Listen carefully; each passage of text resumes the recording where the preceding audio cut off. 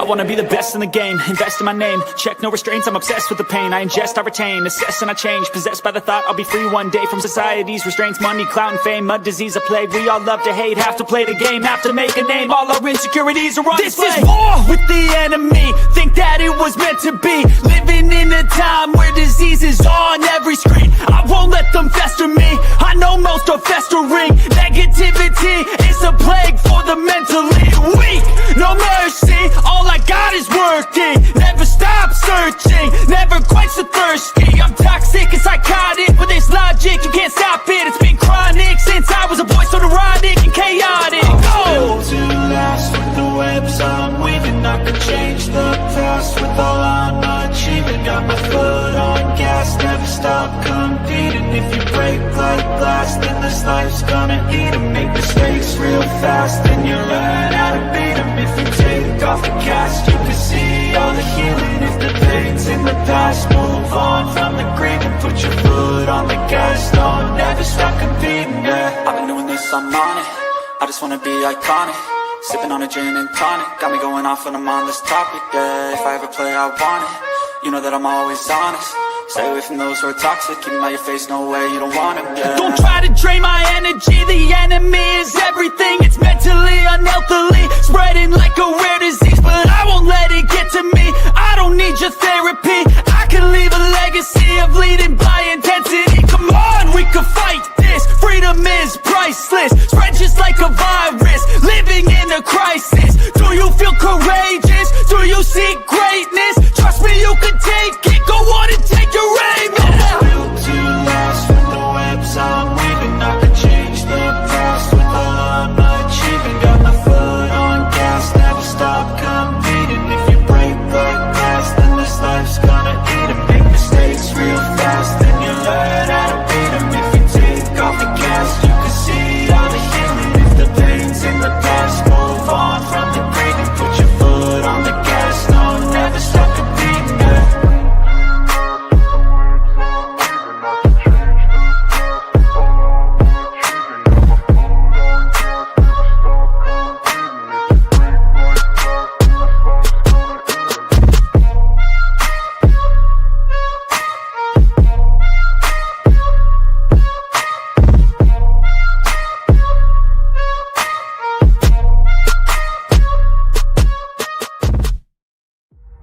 Birds flying high, you know how I feel. Sun in the sky, you know how I feel. Breeze drifting on by, you know how I feel. It's a new dawn, it's a new day, it's a new life for me, yeah. Turn on your mind now, tune into the feed. We're planting digital flowers from a single tiny seed. Yeah, power to the collective in the data and the soul. The hive mind's getting louder, finding voice and control. When we get to the FBI, we don't know who did the work. You heard that any of that information is redacted. We don't know who did the work. It's a giant secret. We know that by the time the FBI gets involved, the profile, the text file, that's a snip to use to try to identify somebody is more than twice as big when it gets to the FBI from Othram. We don't know how. I've got an itch I can't scratch, I'm missing a piece that completes a whole part of me, an open wound scar to see. Everybody come here, gather round, welcome to the freak show, the best in town. What is going on, Hive? I hope everybody's having a great Friday night. I'm stoked right now to be here. This is an exciting stream that I have lined up. I'm not going to call it a final thesis right now, but I would bet by the end of this stream, there's a really, really good chance that this is going to be one of those theories for the books. Now, I already have my tinfoil hat on because when we started doing this last week, what did we decide to do as a hive? We said, we're going to go back to the beginning, not just to retrace all of these same steps. No. We're going to go and we're going to think of stuff that nobody's ever said before. Nobody's ever thought collectively a different path. There's been theories, as myself and many in the hive have floated out there, that got some traction, that made a little bit of sense. And the more and more that gets released, like I've said for months now, a couple of things start to become the only things that could have happened. And with that being said, Hive, I am going to go ahead and say what's up to everybody. It's going to be a great night. Thank you for tuning in. Sit back, relax. If drinking's your thing, crack the drink. If smoking's your thing, light the joint, relax, hang out. Even if you're just sober, you are amongst friends. Let's get into it. We got Ren's in the house, Susie Q, Lauren, Haley Muckenfuss. What's going on? Shout out to Beck, one of my mods. Crime Spies in the house. Twine and Toucans, UFO Dog, another one of my mods. What's up, Brandon and Harper and Lauren? Growth Renewal. The Philly Special. What up, Jamie? Grammy T. That's right, Kyler. Shout out to Discord Dawn. UK Karen. Oh, yeah. That it is. Birdie Blue Eyes. That's funny. Rachel, who lives near the ice wall. Good to see you. Great to see you. American Anti-Hero. Love that name. 76 thumbs up. 274 of us in here. Let's get that like button up, folks. If you wouldn't mind, to help get this into the algorithm, just swipe down on the chat right now. Leave more touch DNA on that like button than Brian Koberger left on that sheath. That's right, Carol. We absolutely are ready to roll. Davina Duvall, what's going on? Jen, good to see you. Carrie's tuning in from Boise. Carissa explains it all. Good to see you. Vanilla Gert for you. Vanilla yogurt? Nice. Nice. The liquor store's closed. Great to see you as well, Dina. That's good. That's good. I've always said that you shouldn't need anything to have fun. If it's able to enhance it, then that's great. But if not, then so be it. And that's, again, one of those great things about the Hive. I mean, here we are. This is a live stream, but we're all hanging out. We're all friends at this point, which is awesome. Like I've said in the past streams, this is like the first time in my life I've ever been a part of an internet community. And I look forward to doing this every night. And I'm honored that you all tune in. And I hope that you all look forward to these as well, because I think that we've done a lot of red pilling together, and it's been great. Aaron's here. Big Red. Terry. Crystal. Is this anybody's first time tuning into the live? We are going live about 2 hours later. Typically, the live's already done by now. Type of 1 if this is your first time in the Hive.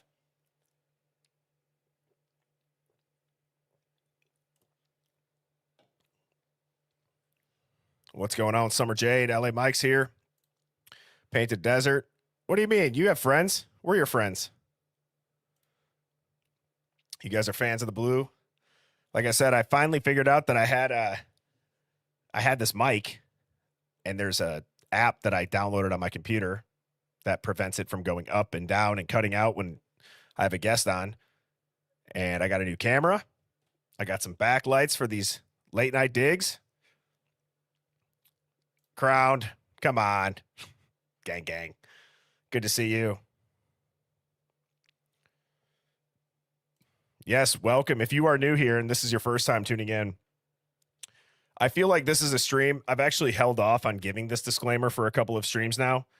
And if this is your first time tuning in, welcome. This is a contrarian thinking live stream where we are not afraid to think past the headlines.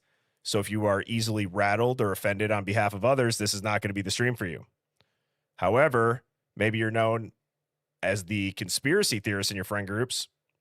Well, you have found your people and you are amongst friends, especially if you like to see through the mainstream narrative BS. So the chat this evening is going to be extremely involved. I'm going to have my eye on it the entire time.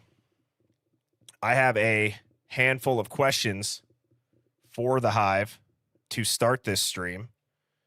And one of those questions, let me just scroll to them. I wrote them down. I wanted to make sure because there was about 4 or 5 that I was thinking through earlier this afternoon.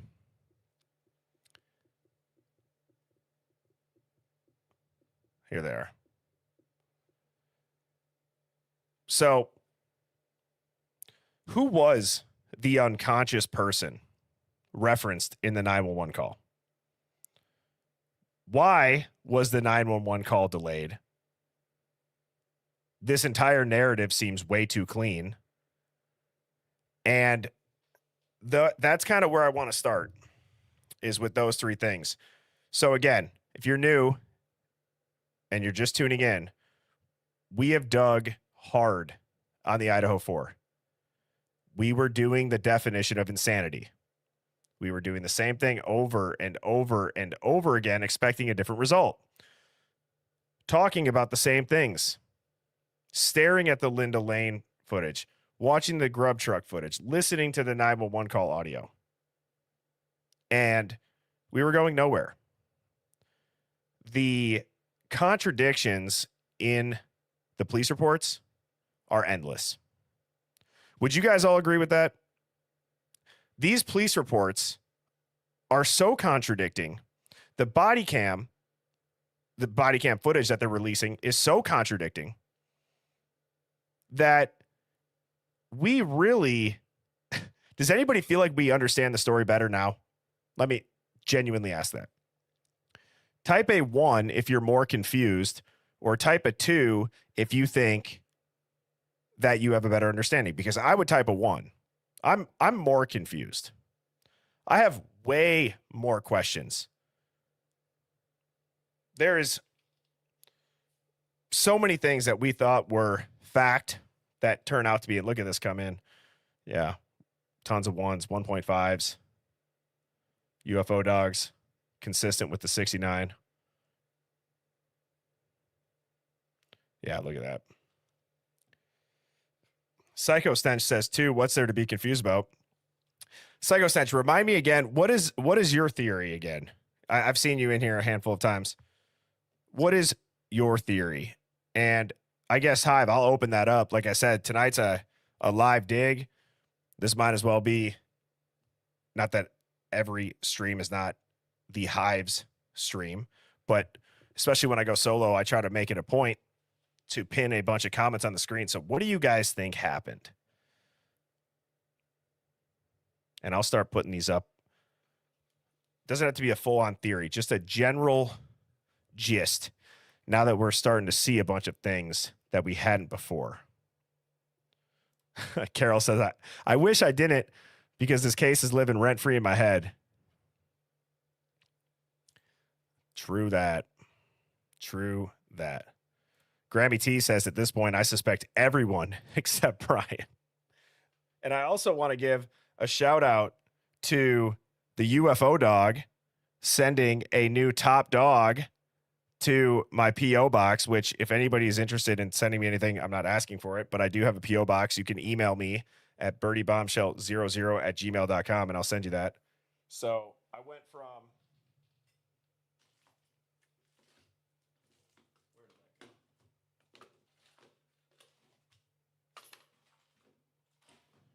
well, I can't find the broken one, but I think I need to replace top dog with UFO dog. So this might be the UFO dog award. Moving on. And then Discord Dawn was kind enough to send my wife a pregnancy journal, and a clown horn on steroids. My old one was weak. This one is.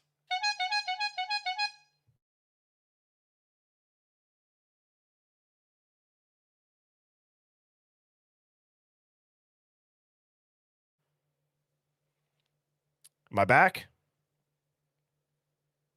Am I frozen? Uh-oh. That's quite, I just saw that on my phone, what I was frozen on, standing here with a clown horn, like, oh. So I guess I get the honorary first clown horn. That's hilarious. So now I'm back, but nonetheless, all right, Hive, let's get down to business. Let's get down to business. And I just want to make it clear, tonight is not just another live stream. We're not here to recap the Idaho 4. We are here to do what nobody else is doing, as a collective at least. It's almost like we're going to form a shadow tribunal, a digital jury, one might say. Let's be a digital jury tonight. Because if what they are telling us is true, it doesn't make sense. And if it's a cover story, well, then let's figure out what they're covering. And that's what we're going to do tonight. So we're going to start with this first question of who was the unconscious person. We have talked the last couple of streams that it was the perpetrator. That is a theory that is not talked about too much. That the news reports, the local news, somebody had clipped it and had it archived and saved, and it said 4 students killed, 1 hospitalized. Now, I've gotten a couple comments on videos, which I do not disagree with. However, given the severity of that crime, I don't think they were talking about 2 different events. People have said that their local news says that as well. Like a totality of the stats from the weekend. I don't know if this is the case because there was rumors about somebody passing out, somebody going to the hospital, a 5th roommate. There's a lot of that. And quite frankly, I believe it. I believe it, and I have a theory that by the end of the stream, I will walk everybody through. But before I do that, like I said, I want to think together as the Hive. And Big Red is saying that Bethany had passed out from what she understands. I agree with that, Harper. It is weird how so many departments are involved. And as I'm reading this, I want everybody to think through to themselves. Why is all of this happening? From a protocol standpoint on a quadruple homicide. Kyler says, I think when they saw a girl in all black, it was the girl perpetrators.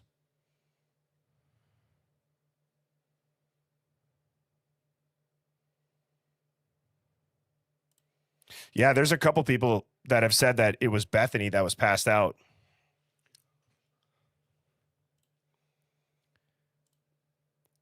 Is Dylan prone to fainting?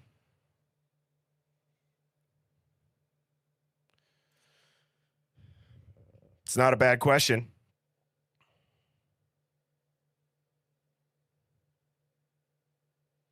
Well, of course, again, it could have been incorrect info.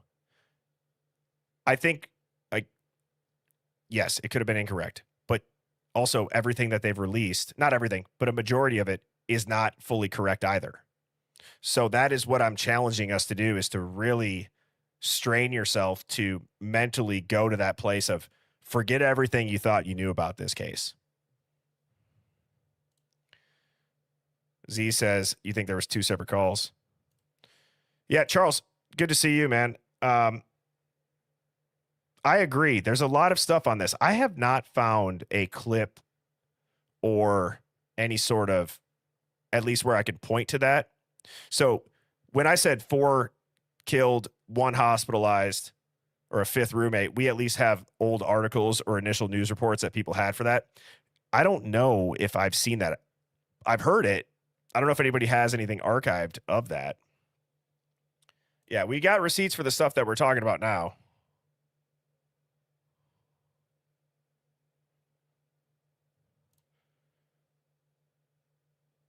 A town over. I do know that when he was at the hospital, well, that was another rumor that we had seen. And this was on, again, it's an old Reddit thread, but this was within a day or two of it happening. And it's that the police had essentially escorted somebody to the ICU, and that person was extremely aggressive.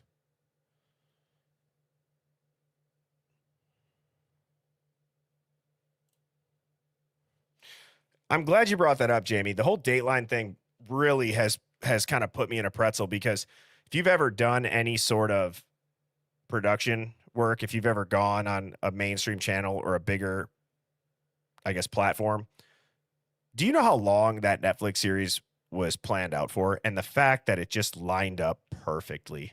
It just lined up so perfectly that Brian Koberger took a plea deal and Amazon didn't have to wait or readjust their release date. Just 2 days later, just fit like a glove, almost as if that happened with Patterson's book as well. So I have questions about that, where it's like, are they just selling the narrative?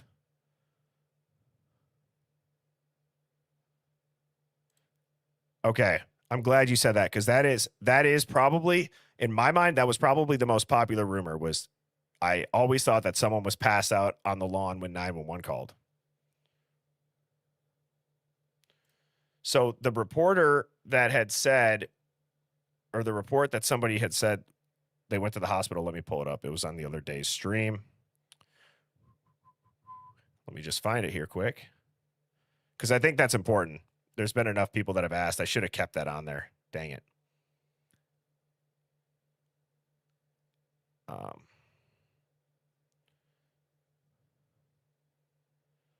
Oh, come on. Where is it now?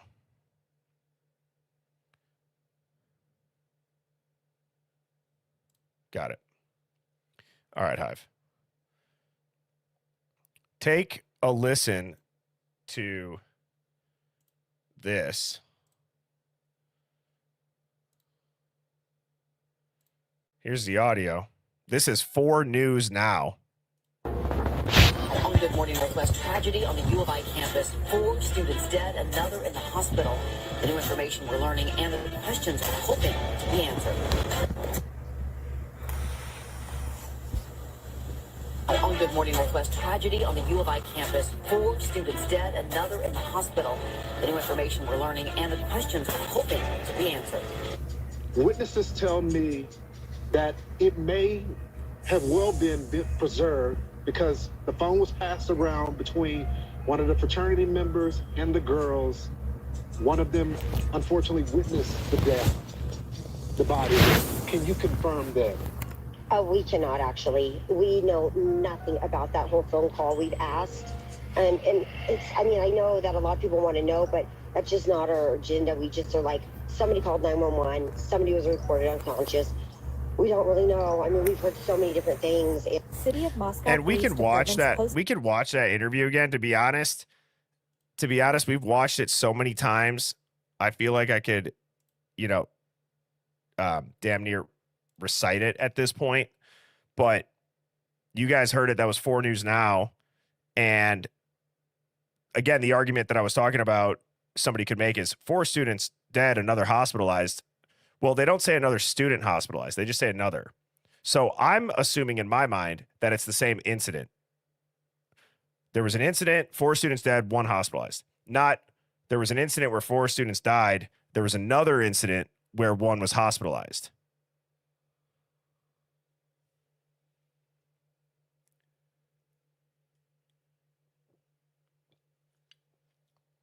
Yes, that's a real video. Yes.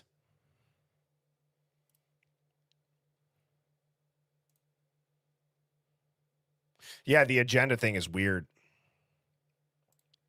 Well, man, Yeah, it's well, I got to give a shout out to Dark Knight's mom who sent that in.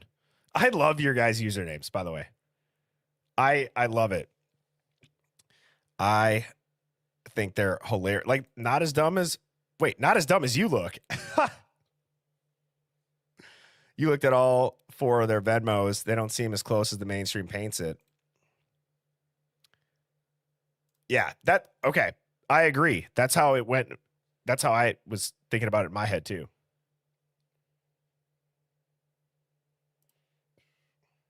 There's a video with the nurse. Noel, are you talking about the rumor of the gentleman going to the ICU that was escorted by the cops? That nurse spoke? I've never seen that. Or I don't remember it if I have. If somebody has that, please drop it in the Discord and spam the chat and let me know when it's there. That would be remarkable.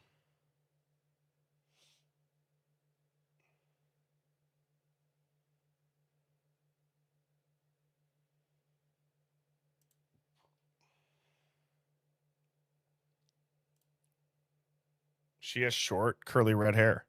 Do you have the video, though? Well, and LA Mike, I think you brought that up the other day. We need to find people that reported these things that we've found that have since been scrubbed and talked to.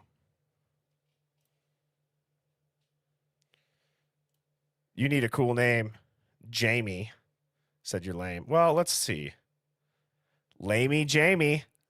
No, sorry. Was that mean? That was mean. My bad, Jamie.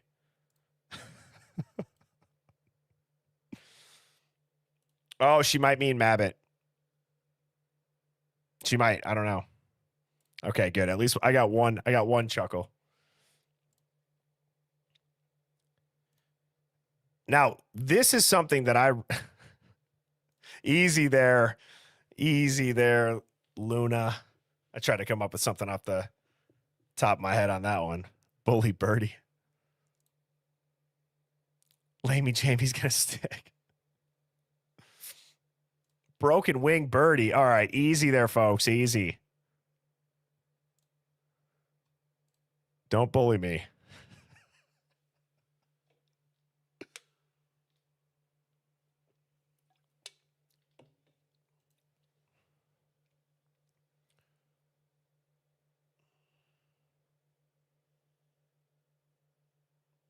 Bully Birdie. Dirty Birdie.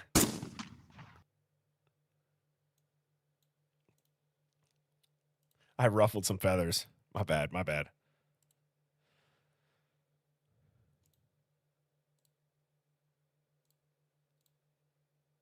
All right. Can somebody, Dawn or Luna or UFO, can you send that to me in a DM? What Amanda just said? Oh, no. Cooked. Man. Flirty Birdie. Mrs. Birdie's probably like, no. That's a no from me.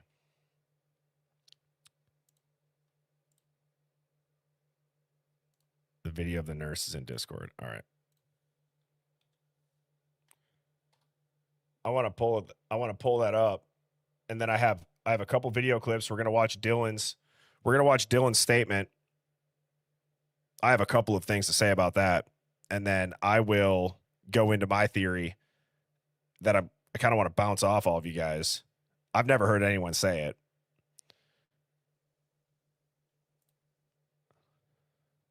All right, I'm just looking on the Discord here quick. And it's in the investigation.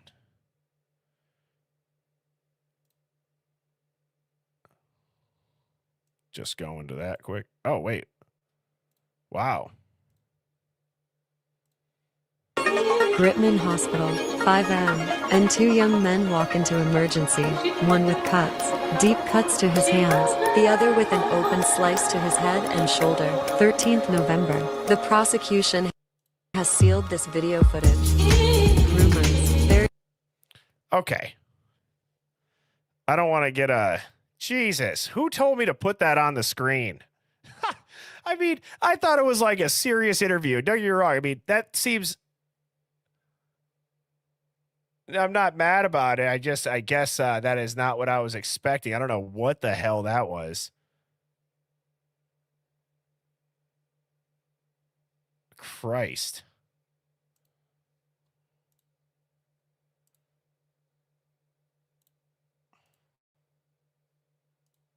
All right.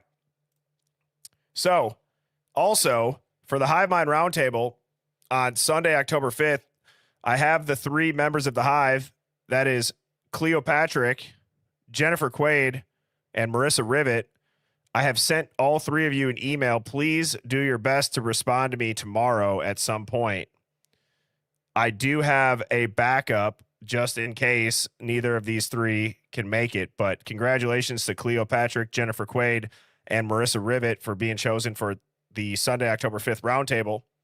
I will follow up with the link to join on Sunday. Those are always great, and I'm very excited for it. And then if you want to be on the Halloween roundtable, you have to be willing to wear a costume of a high-profile headline that you find interesting, where there's some sort of either controversy or conspiracy tied to it. So I will announce that in a week, but I'm taking applications now. So thank you to everybody that did apply. If you've applied in the past, you've not been chosen, obviously you can apply again. So congrats to Cleo, Jennifer, and Marissa. Now, this is pretty crazy. This comes from Sarah Webster. Let's go ahead and listen to Gunderson's body cam and listen to what he says. Roll into the Sunday. Yeah.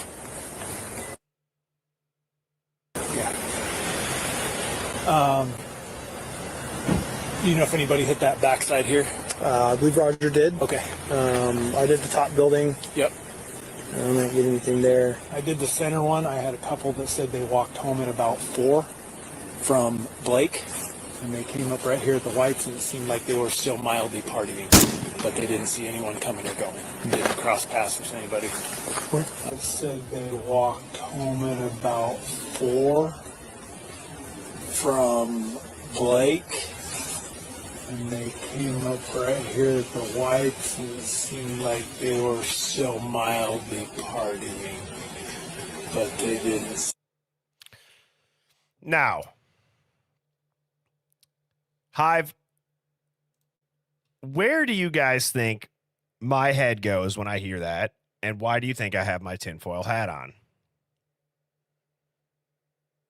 That's exactly right, Robin.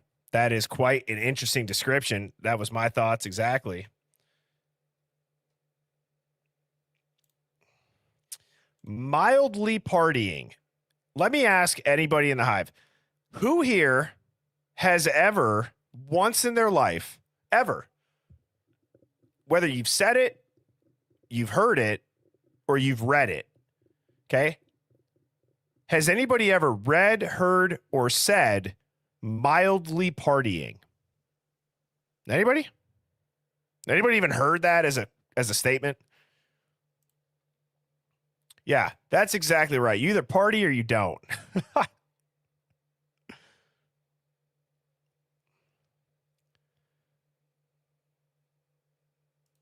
Right? Nobody's ever heard it. Nah, dog. Yeah, that's a first. Never. Party hard, never mildly. Yes. And you got to remember, LA Mike, I feel like I could be buddies with you just from this answer alone. You got to remember, they're talking about the party house on that block. They were just mildly partying at 4. I'm sorry.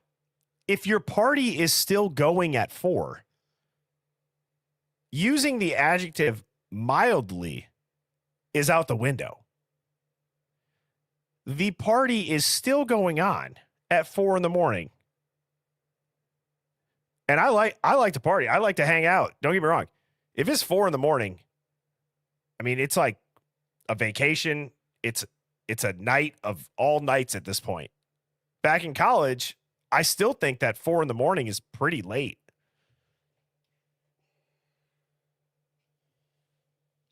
It's a cleaning party. Yeah, that's exactly right. Mildly running in the back of the Banfield. It's a slight yog. The J is silent. Yeah. That's like saying you're at a nude beach with one sock on. That is hilarious. Yeah, they're just hanging out. That was my thought. Yeah, the appropriate word is winding down. You're right. Mildly lighting.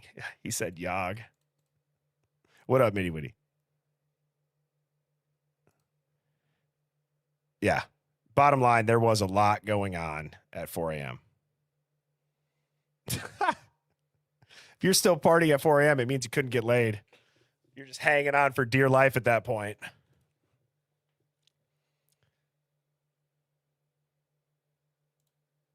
Not Lamey Jamie. Oh my God.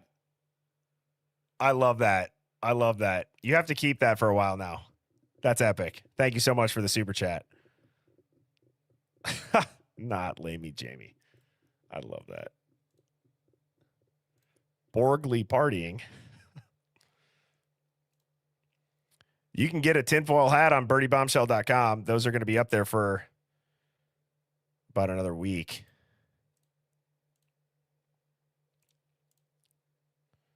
Well, CK, you bring up, you want to know why I love the Hive? Because we'll go from jokes about having one sock on at a nude beach or not being able to get laid if you're still trying to party at 4 a.m.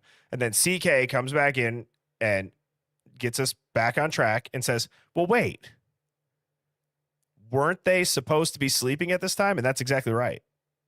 So I'm just giving out top dogs left and right. But that one, thank you for getting us back on track, CK. Damn it, Detective Mowry. No mom jokes. It's too late for that. Only mild mom jokes. Yeah, a lot of people have said that. And also I agree. This isn't a conspiracy anymore. I might have my tinfoil hat on, but this is just something that it's not. We are being told that this is something that it's not at the end of the day. Hey, Mid Mowry. Detective Mid Mowry. Absolutely. Like I said, these are available on birdieBombshell.com. We got some hoodies. We got some MSNPC t-shirts.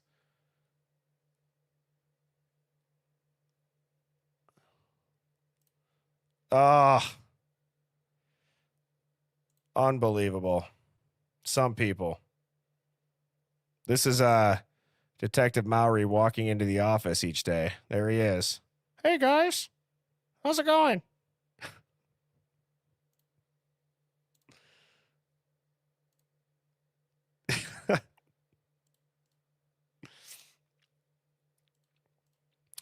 Yep, me too, Kyler. Me too. Like being mildly pregnant. They were just mildly cleaning up a crime. Mildly law enforcement. Yeah, that's right. It's looking more like the Discord After Dark. But for real, I mean, we're gonna get into a couple of things. We're gonna watch Dylan's statement, but it's Friday night. We gotta have fun, right? We gotta have fun. Oh, you guys are on fire right now. Mildly long time to call 911.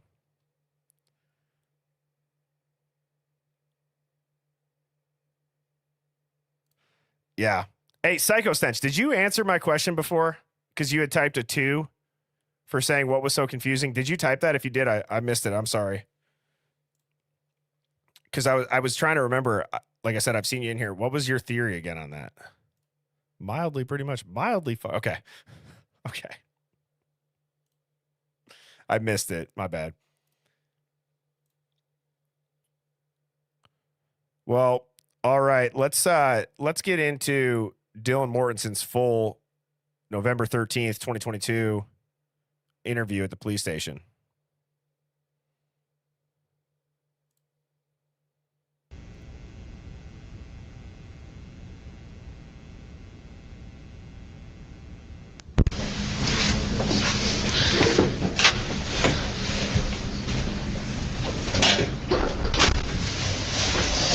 All right, my name is Lawrence. You know what, Hive? Sorry. What I'm going to do, I'm going to put this on YouTube, actually, so we can pull up the closed captions.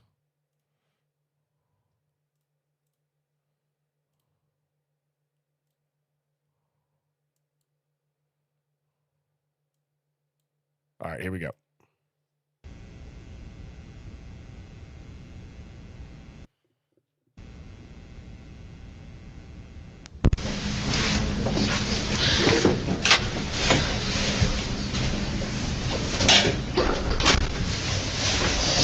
All right, my name is Lawrence.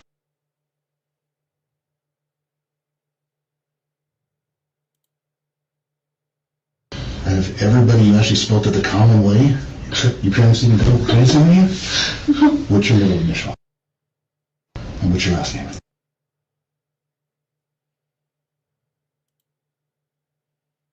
What's your date of birth? 2003. And what is a good phone number for you?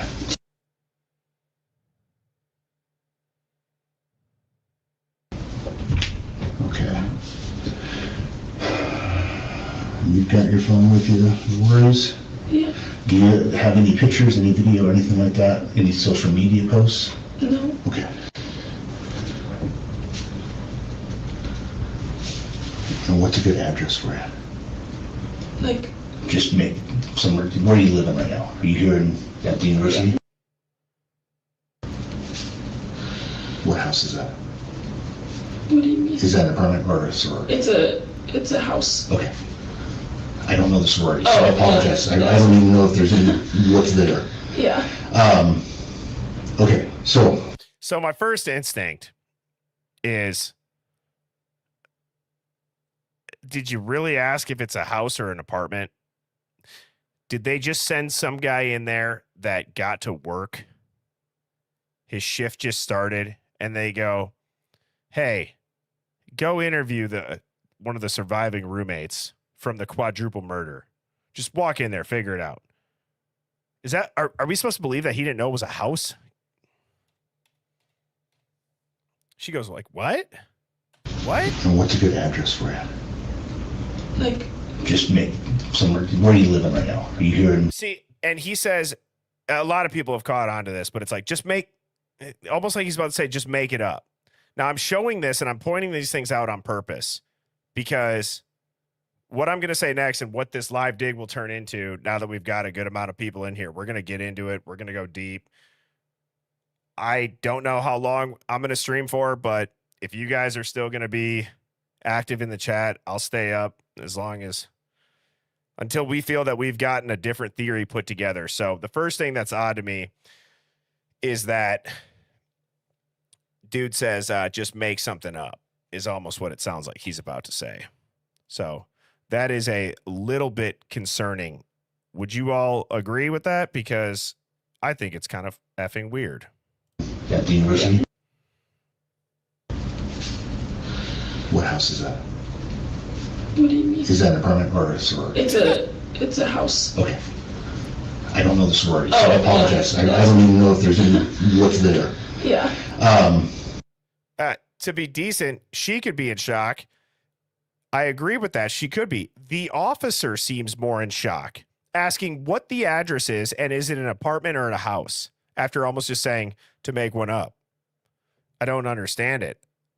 I mean, she could be in shock. Yeah, she could be, right? If we're forgetting everything that we know about this case. Actually, here's what I'm going to do. We don't know anything about this. We are watching a random we're going to watch a random interrogation or a random questioning. Okay. Does that sound good? Let's just watch this at face value. I'm telling you, it's a skill. It is a skill set, especially with this case, to get any preconceived notions on what you think you know out of your head. So I will challenge everybody to do that as we watch this clip. So we don't know shit about shit.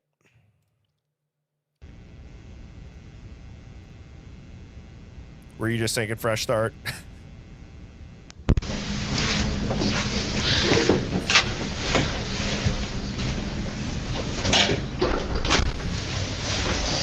All right, my name is Lawrence.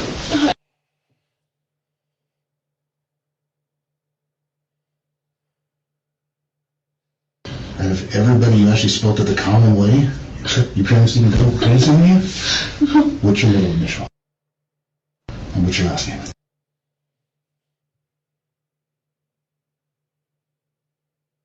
What's your date of birth?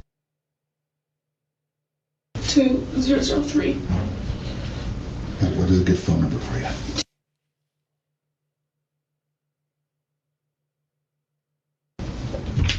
Okay.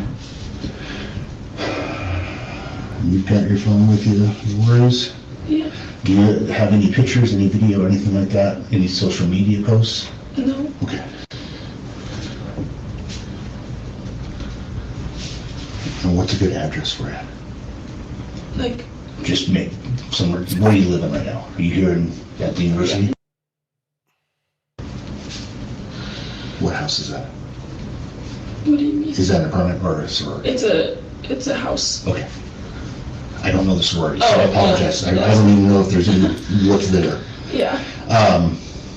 Okay, so tell me what you know. Okay, so there was a Civic High party, obviously, yes, we were drinking. I left to go to my friend's house. When was that party? I think I went there around like 10:30ish. Last night or this morning? Last night. And then, I went to and then me and my friend and then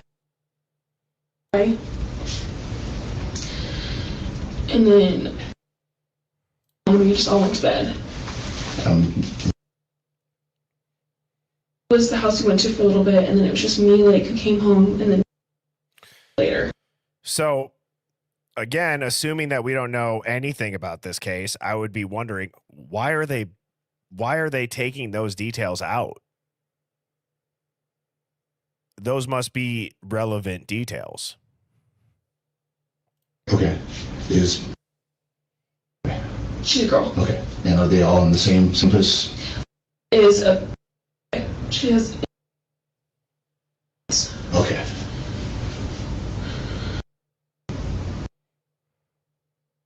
Got it. Okay.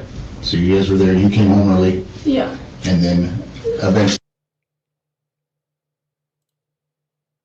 she went to her place. Where does she live? She lives, like, down the street. That's such a great point, Carissa. He makes it seem like this is just a formality to do the interview. It's not like he's trying to find out what happened here. Can we, in the context of this, would it seem more likely or less likely that this officer conducting the interview doesn't know what happened? Or does it seem like he has a decent idea of, we are fairly confident that this happened? I don't know exactly where it is. And then Maddie and Kaylee came home from the club. And then we all went to bed. What time do you think you got home? I think I got home around 12:30 to 1. Okay. In between there. And then what time do you think you came home? Like 10-20 minutes after I did. Okay. And then Maddie and who else came from the Kaylee. club? I think they came home like 1:32ish. Okay. And at that point, nothing Nothing weird at all. Okay. Then everyone's asleep at 4 a.m. I like look at my phone and I can hear Kaylee and Murphy like dancing. I can tell it's her voice and that it's Murphy because he's barking. And then I hear her go upstairs because you can hear like one thing that I've thought about. We've always heard that the dancing with Murphy makes no sense. I mean, for God's sakes, there's people allegedly getting stabbed to death up there, correct? Now, if it's not the police telling her to say that, what would another reason be that she might think?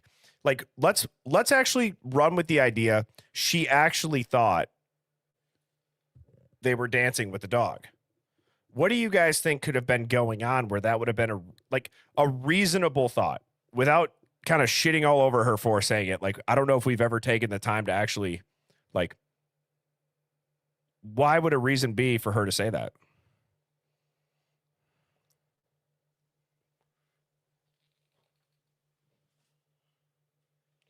Oh, I forgot this camera tracks me. Jeez. Look at that. You just saw me throw away a Zin.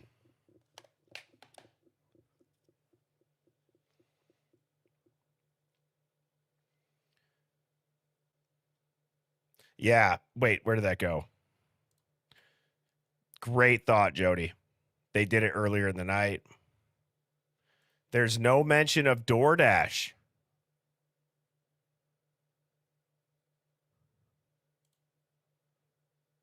There was just music playing. So what comes to my head is, let's say that they were still mildly partying, as much as we just clowned that phrase. I don't know if you have a dog, you might know what I mean, but it's like if you have people over and let's say music is playing or whatever it is, and your dog kind of looks at you, and then you kind of give him like the little head shake, like and give him the zoomies.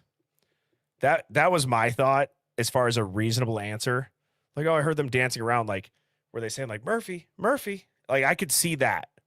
But to, and I'm sorry, I just forgot the name, who said maybe earlier in the night, I would agree with that. Man, I hear so many people say that. Is it an adopted dog by chance? I've heard. We have like 2 friends that say the same thing about their dogs. They're both adopted and they hate men. Yeah, like thank you, Brandon. Yes, the claws are scrabbling on the floor. And Murphy was still a puppy. You're right, Beck. Yes.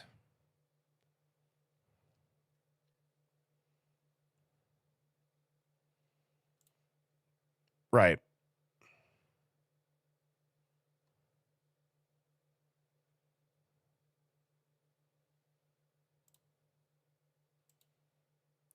Are you mad about the nickname, Lamey Jamie? Beards and hats. I don't know if that was a dig or if that was just actual, but this is all in good fun. Lamey Jamie's cool.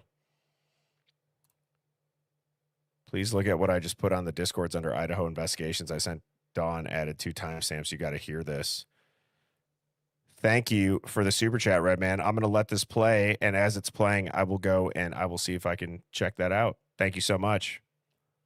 Typically, before the streams, I like to have stuff, and I'll pull them because this is a live dig. I'll try to find stuff, especially when people send a super chat. So thank you, Redman, for that, and I'm going to play this and go ahead and look. Everything, and I heard her say there's someone here, and I thought she ran downstairs, and then I jumped up and locked my door because I didn't know what else to do. So Kaylee and Murphy's her. So Kaylee and is Kaylee's ex-boyfriend. They share the dog pretty much. And Murphy's the dog? Yeah. Okay. What is Kaylee's last name? Goncalves. Oh boy, spell that for me. Gonclaves. And is she here today? No. Was she one of the ones that was hurt? Yeah. Okay. Okay, hang on. I gotta. Hive.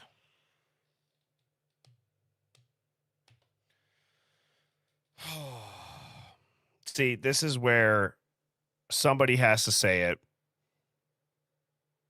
Somebody has to say it.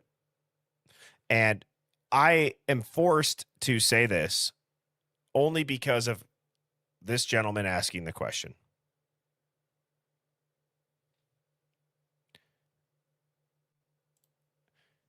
Yeah, Kaylee was mildly hurt.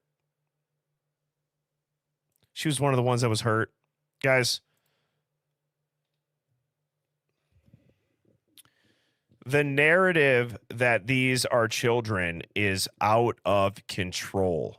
If these individuals were not in college, they would be functioning adults in society. I don't know how that could possibly get any hate for victim shaming. That's a fact. Secondly, she's one of the ones that's hurt. She was in the house when they were allegedly brutally stabbed to death. Make that make sense.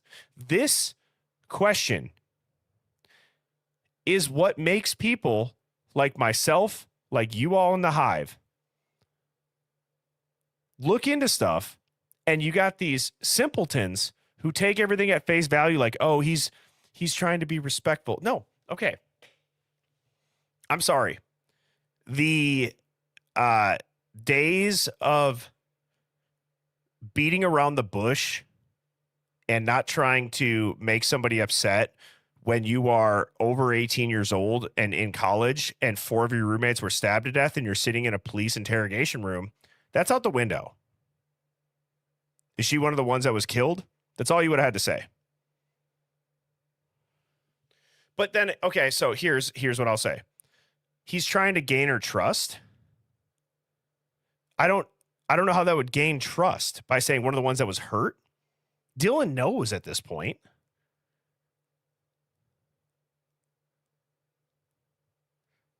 I mean, I see your point. I see the general point. Yes, I'm not disagreeing with the comment of trying to gain trust. That is important. It's a tactic. I just don't understand that point or that part or that question.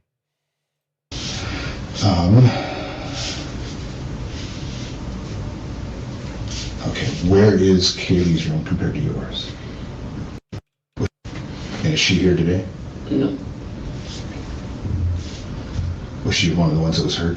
Yeah. Okay.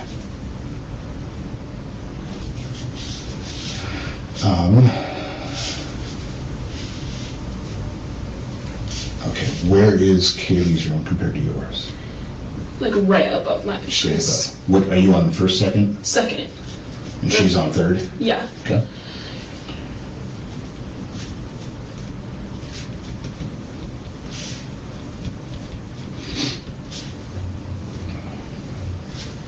And you said that Kaylee and share Murphy? Yeah. This. And this Jack's Yeah. current? Yeah. He's ex right now.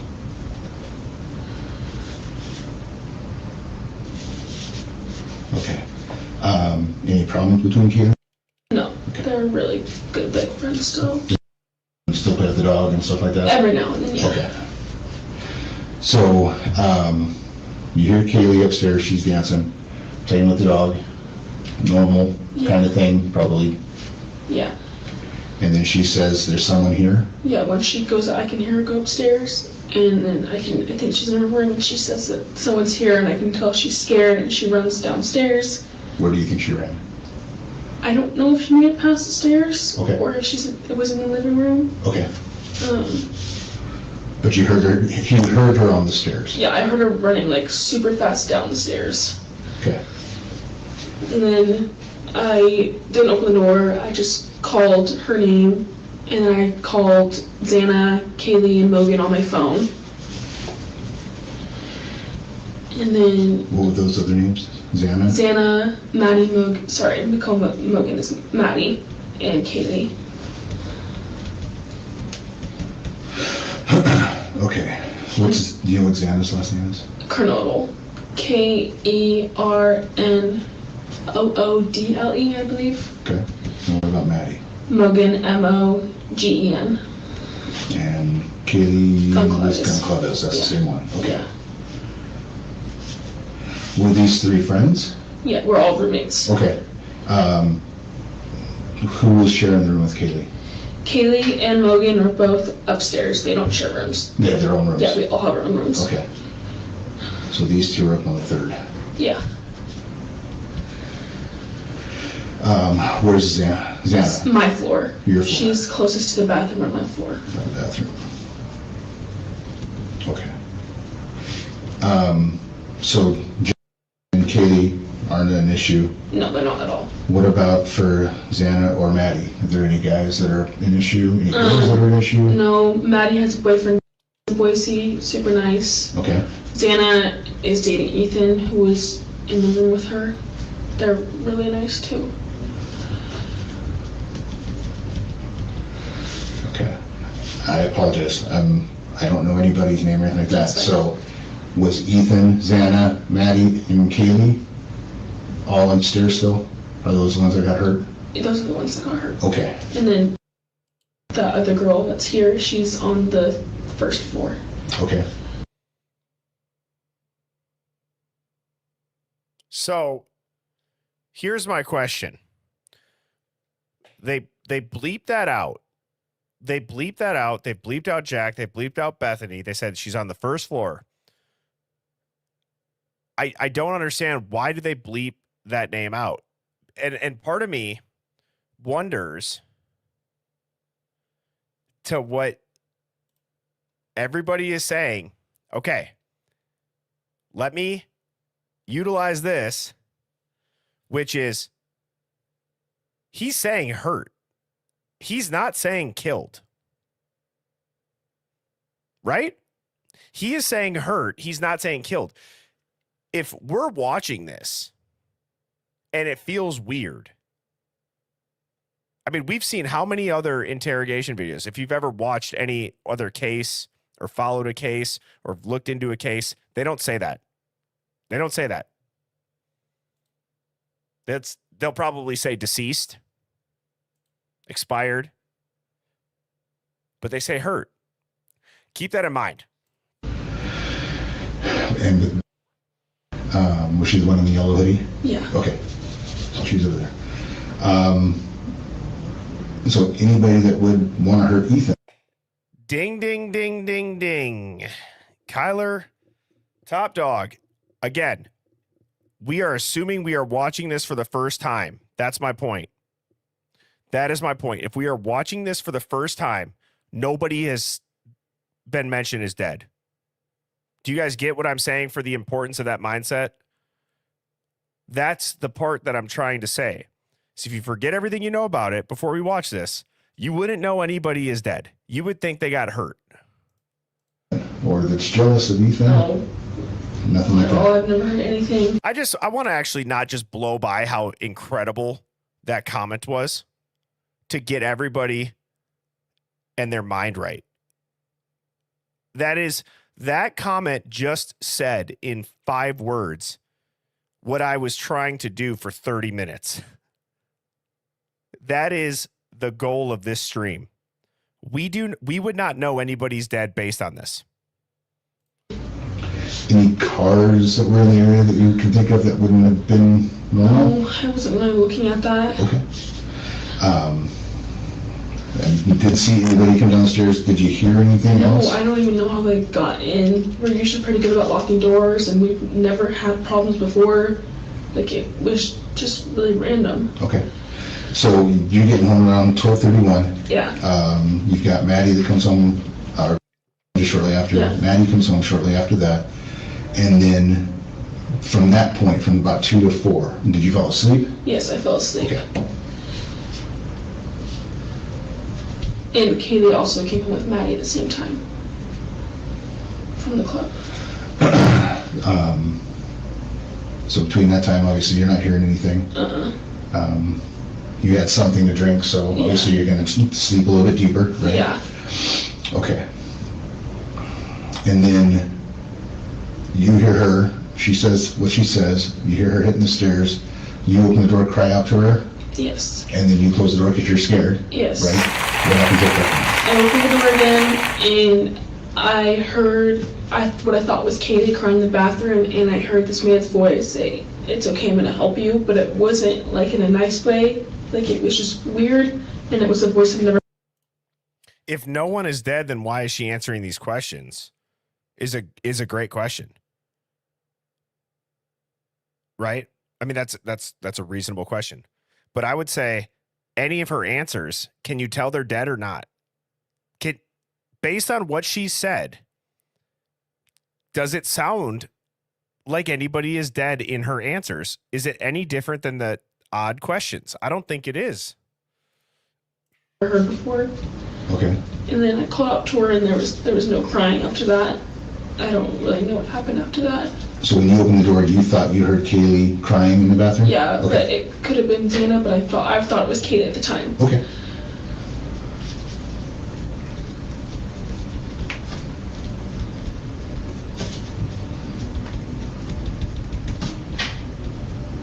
I don't know if these questions are really helping because I'm just right over the top of it.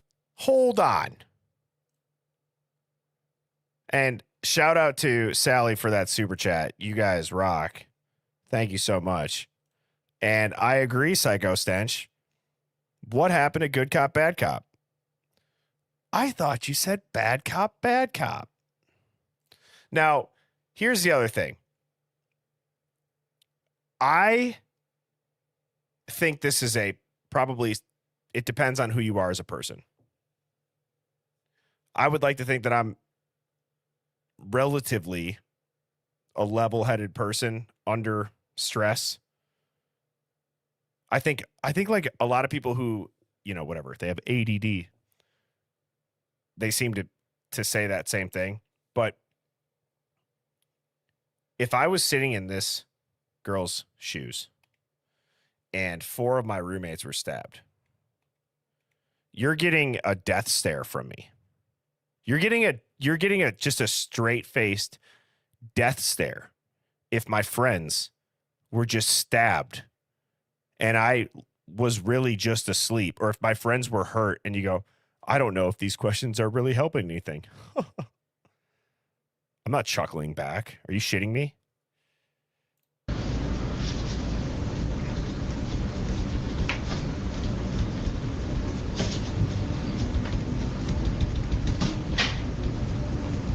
These questions are really helping because I'm just right over the top of it. And you said you don't recognize the voice. No. And then I opened the door again, and the guy is right there. And he's maybe my height, a few inches taller, not like skinny, athletic built. He has all black. He's wearing some masks that covers just his forehead, and here it goes like around. He was white. He saw me and I saw him, and he just left. And he was holding, it looked like it was this, and this was black, and I didn't think that it was.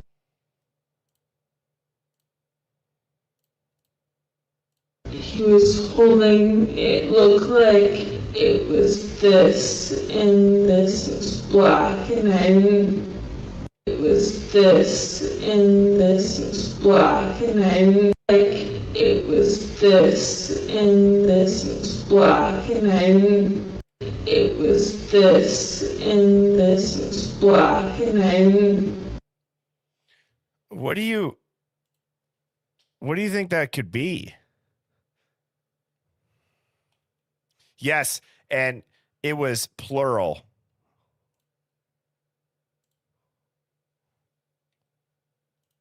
I didn't think that it was a gun, but now I'm thinking that it probably was. But I was just in and out of it. I was so gun, but now it's black. It looked like it was this, and this was black.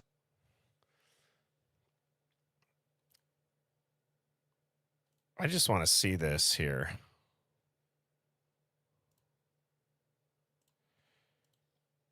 Is there a firearm that would look like a crossbow but not be a crossbow that law enforcement would carry? Right. I mean, but it is an odd way to describe a gun, right? I mean,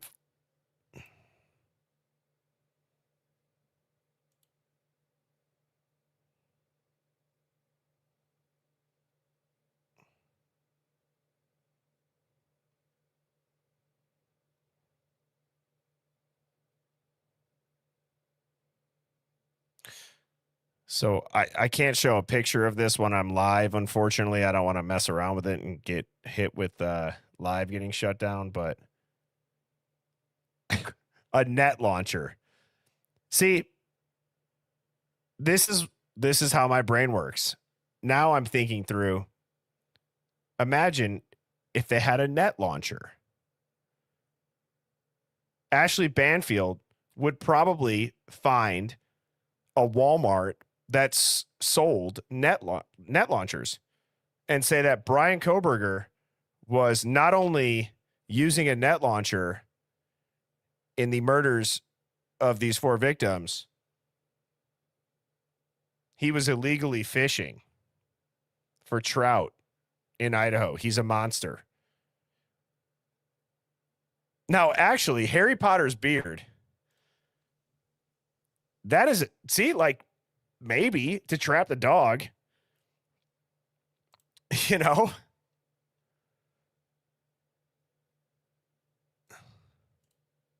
And I didn't think that it was a gun, but now I'm thinking that it probably was. But I was just in and out of it because I was so tired. You say this. Like it was cylinder like this, and then it went straight out and then in. So I don't. Maybe. Almost like a arrow, or? Yeah, kind of. But it was weird. I couldn't really. Hang on. Do you want to know what I'm actually thinking of? Okay. If the lights are off, have you guys ever seen in the movies when cops clear the room, don't they have their flashlight down here? Is that a reasonable thought or not? Like they said they saw a flash. Like, could it be an LED flashlight? Like, don't cops have bright ass flashlights that'll like flicker super quickly? So if you're going into a dark home, wouldn't you have, I swear, I feel like I've seen police like hold their shit like that. Or a strobe, yeah. Maybe. Like, I call it like a mini vacuum. I don't really know what it was. What's in a mini vacuum? What the? You say you've got your height. How tall are you? I'm 5'10", so he's probably around 6 foot. So he's going to be average height. Yeah.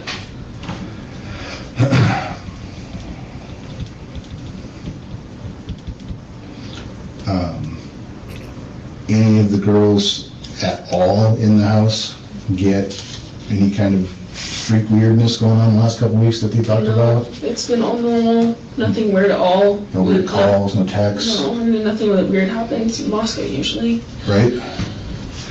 Okay, so, and I apologize, I keep backing up just a little bit, just because everything's going to be jumbled up with you, and I totally get that. Yeah. So, you hear her dancing, Mm-hmm. you hear her say somebody's here, she goes, it sounds like she goes to the stairs, you open the door, call to her, close the door, and then you go to open the door because you hear her crying. Yeah. Or at least somebody, might not have been her. And then, did you close the door and then reopen it before you saw him? Yeah, I closed it before I reopened it and saw it. From the time that you heard her say there's somebody here to the time that you saw him, how much time do you think? I don't know, I think it was like around 10, 20 minutes. Okay. I mean, I was really out of it. Everything was kind of blurry. Like, I don't fully remember it, I would say. Okay. So, help me figure out where, like I said, I haven't been into the building. Where would if this is a basic layout of it, where would your apartment be? Okay, so. Or your room, I should say. I guess, like, say the door's right here. This is the apartment or that hall? It's like a house. Okay. It's a whole house. Then there's stairs that go up diagonally like this. Okay. Living room. Uh-huh. You're looking at the living room. To the right is the bathroom and Dana's room. Yeah. Right in front of you is my room and the stairs. On the second floor, right? Yes. So you got the stairs that are here on the second floor. You got the bathroom here? Bathroom and Xana's right around here. Okay. My room's like right in front of it. Okay. And there's a kitchen. So this is the kitchen. Then there's stairs that go up to the second floor. Okay. So that's up. And then Kaylee's room is on, going up the stairs. Kaylee's room is on the left. Up top, right? Yes, up top. Okay. And Maddie's room is on the right. And there's also a bathroom next to Maddie's room. So your door faces the stairs going down to the bottom? It faces more, like you can see them when you look up, but it's not totally facing. It's more like facing like this. Okay, so your door's more over on the side? Yeah, and then I can see like the window door that slides open back there. So you opened your door. Where was he at? In between my door and the kitchen. Okay. And I saw him go out the door, I believe. Out the kitchen door? Yeah, and I just remember saying like, no, and I shut the door and locked it as fast as I could. Okay. So is there a deck out back? It's like just cement, and there's like no fence, so I guess anyone could come in on there. So is the bottom floor kind of like a daylight basement? So you can come in that floor, and then you can get out the back up one? Yeah. Okay. Okay.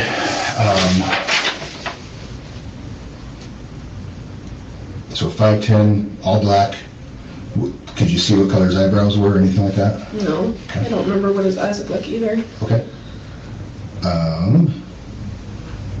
He didn't say anything to you? I mean, I saw his eyes and he saw me, but he didn't walk towards me and didn't see anything. Okay. Which I found was really weird. Hang on. So he didn't walk towards her. He didn't say anything to you? I mean, I saw his eyes and he saw me, but he didn't walk towards me and didn't see anything. Okay. Which I found was really weird. But didn't recognize eyes. Definitely a white guy? Yeah, definitely a white guy. Okay. Any smells, anything like that that would be weird? Mm-mm. Okay. After he left, what happened? I called me and it was like I heard a sound like a firework and I didn't like put two and two together, and so I told her like I called everyone, they're not answering, and I'm in and out of it. I don't think anything of it. I just think everyone's... You know what, Lost Girl? That is such a good point. That is such a good point. Especially when we have to sit here and we have to have the big media channels like Amazon and Dateline shove that narrative down our throat. How do they know? How do they know what this person did in their route in the house? So great comment. Absolutely. Yeah, he said eyebrows. You're right, Z. He did. He absolutely did. And thank you for the super chat.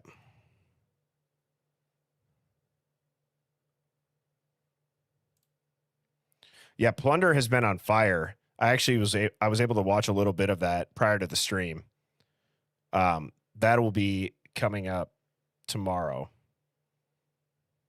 And tomorrow, I'm not sure when I'm going to go live. I'll schedule it sometime, probably between 8 and 9 a.m., just so you guys know. Actually, let's just pick a time. 9 a.m. Central tomorrow, I will be back on live. Sleep, and I go to her room, we lock the door, and just go to bed. Okay. And then this morning, it's like 11 or 12, and we're calling everyone, and no one's waking up, and we have like a really bad feeling. So I called Daniel's room, and he said, you need to call the cops right now. Okay. He wouldn't let us see what happened because he didn't want us to see. Totally. Yeah. Your house, co-ed?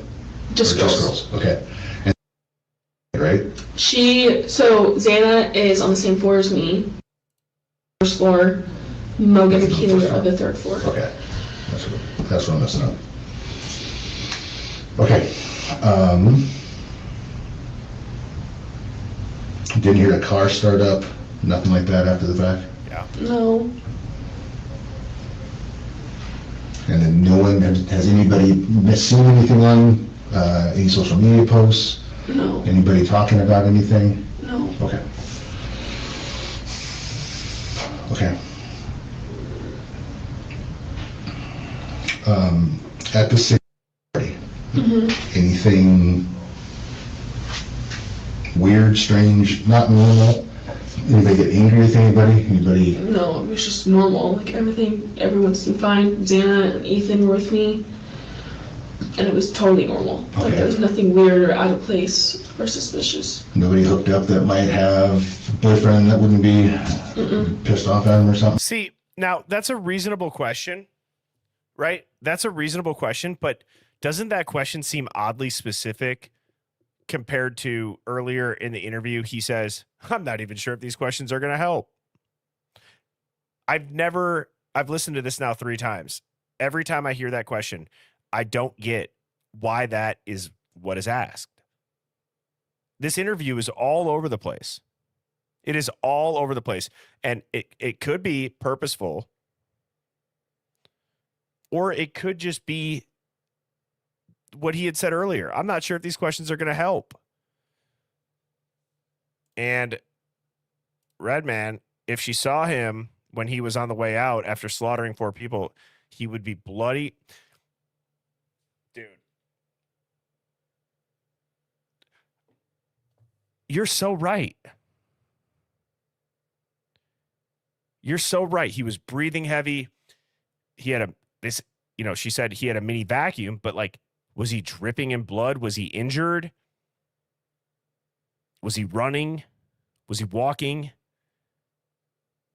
Did he knock anything over? Did he touch anything? Did you see him touch anything? Was he wearing gloves? Right?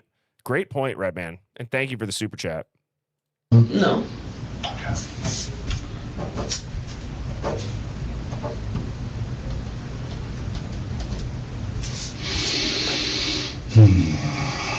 All right. Anything else you can think of that I should know?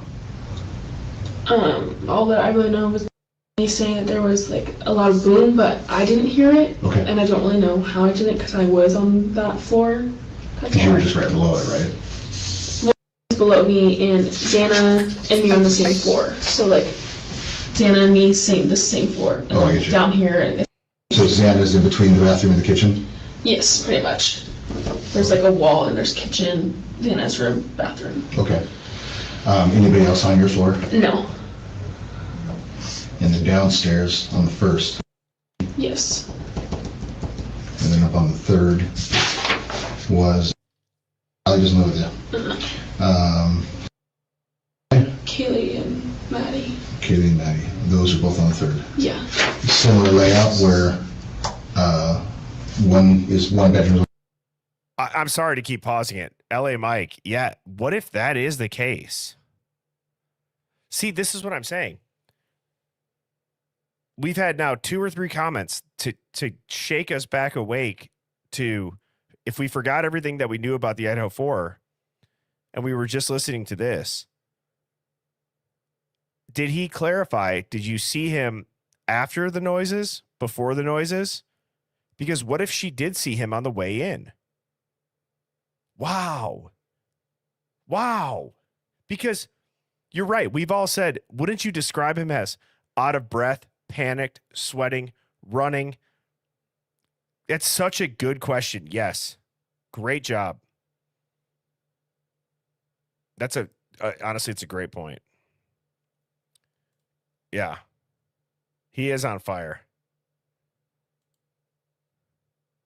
Or the other? Yeah, so Kaylee's room was here, bathroom in the corner, and then Logan's room. Okay. Well, and sorry, last time I'll do that quick. Did she say he went out the door or went towards the door? Because also where, like, she saw everything that she shouldn't, and then she didn't see everything that she should have. And again, taking this at face value, who's to say that he actually walked out, right? I mean, that's another great question, Redman. And I agree, K-Wolf. That's what it sounds like to me. Dude, you guys are on fire right now with these questions. Absolutely.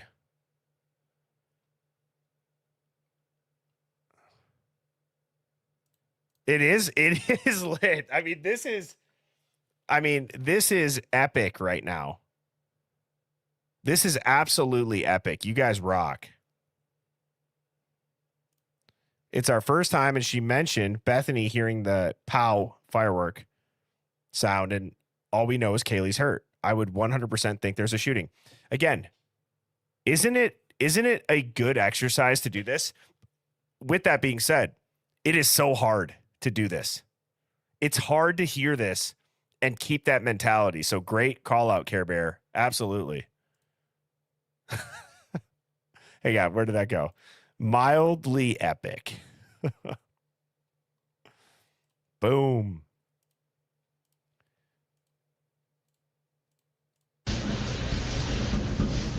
So Morgan would be over Xana's room? Yes. Ish? I would think so. Okay. And I guess Kay would be above my room, I'm thinking.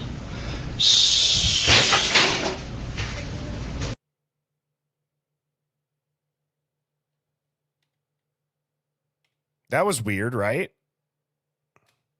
Over Xana's room? Yes. Ish? I would think so. Okay. And I guess Kay would be above my room, I'm thinking.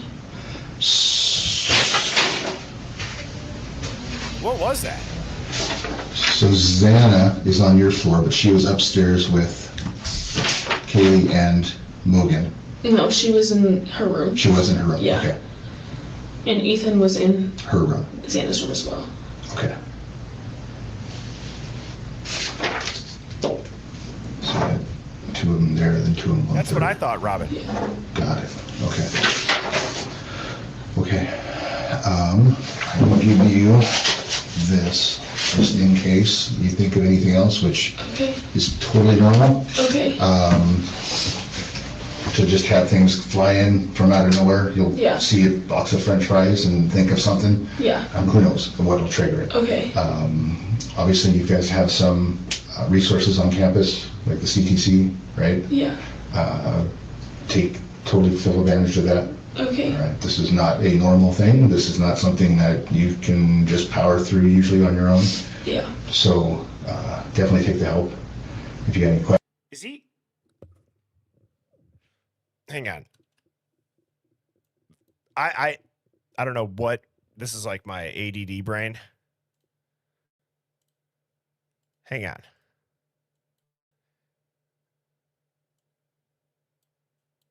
Is this dude wearing gloves?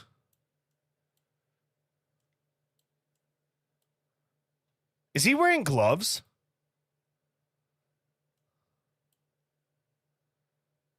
Or does that not look like it?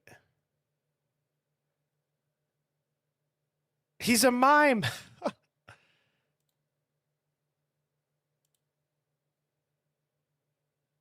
Wow, why?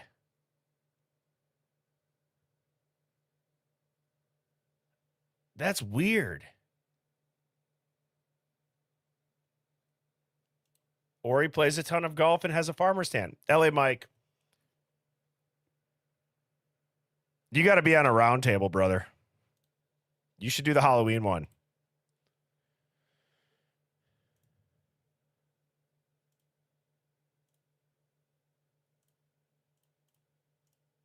Questions, you can reach out to us, obviously. I don't know who's going to be the actual lead investigator, but obviously if you call and say, my name is so-and-so, I talked to, Detective Maury, and they'll patch you through whoever we need to. Okay. Anything else? No. Okay. I thank you for your time. Yeah.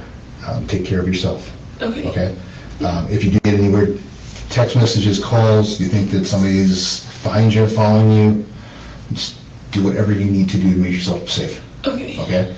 Don't think that you're going crazy. Don't do anything like that. There's no reason to take chances. Okay. Okay?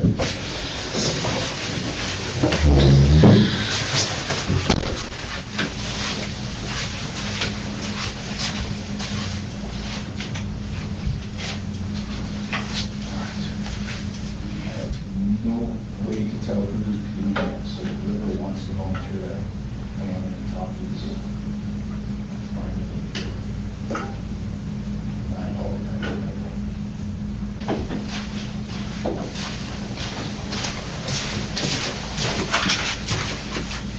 So I think that somebody might have said something that you said, I think it maybe you it was. Did you have, or in the recent history, have anybody that you thought might have been stalking you, or that was just acting weird? No, but I mean, back talking, remember about a month ago, I think that one of the police officers that Kaylee was outside taking Murphy out and she saw a shadow. Yep, okay. And then when Kaylee was at Winco, Xander was in the car, she noticed this guy was following her. She got what she was getting, put it in the car, and she could see in her mirror that the guy was behind her in the car. Yeah, I don't think he is wearing gloves, but that it was just a weird angle then for sure. Okay. So obviously he was trying to follow her. And then that was about like 2 or 3 weeks ago. And then about a week ago, our door is broken, but me, Maddie, and Ben came home and the door is wide open. And obviously, yes, the door is broken, but that could also be something else as well. With the front door? Yeah. Okay. Did you ever find the back? The paper movement.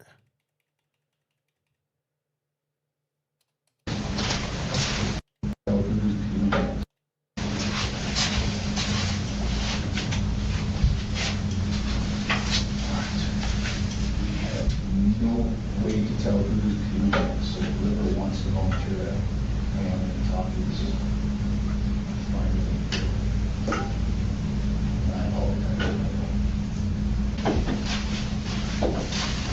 Give me a break. Are you kidding me? So I think that somebody might have said something that you said, I think it maybe it was, did you have, or in the recent history, have anybody that you thought might have been stalking you, or that was just acting weird? No, but me and Ben were talking, remember about a month ago, I think that one of the police officers that Kaylee was outside taking Murphy out and she saw a shadow. Yep, okay. And then when Kaylee was at Winco, Xander was in the car, she noticed this guy was following her. She got what she was getting, put it in the car, and she could see in her mirror that the guy was behind her in the car. Okay. So obviously he was trying to follow her. And then that was about like 2 or 3 weeks ago. And then about a week ago, our door is broken, but me, Maddie, and Ben came home and the door is wide open. And obviously, yes, the door is broken, but that could also be something else as well. With the front door? Yeah. Okay. Did you ever find the back slider open or anything? Is that usually locked? What's the condition? I mean, we're pretty good at locking it. Okay. I don't think we locked it last night. And it sounds like the code's fairly well known to the front door by people. I mean, only people that know us, random people would not know, but Okay. Right. Yeah. Because Hunt said he knew it. Yeah, he does. Obviously knew it because it sounded like she was going to move in with you guys, Yeah. possibly. Wait, does he have a watch on now? No, he had one on. Never mind.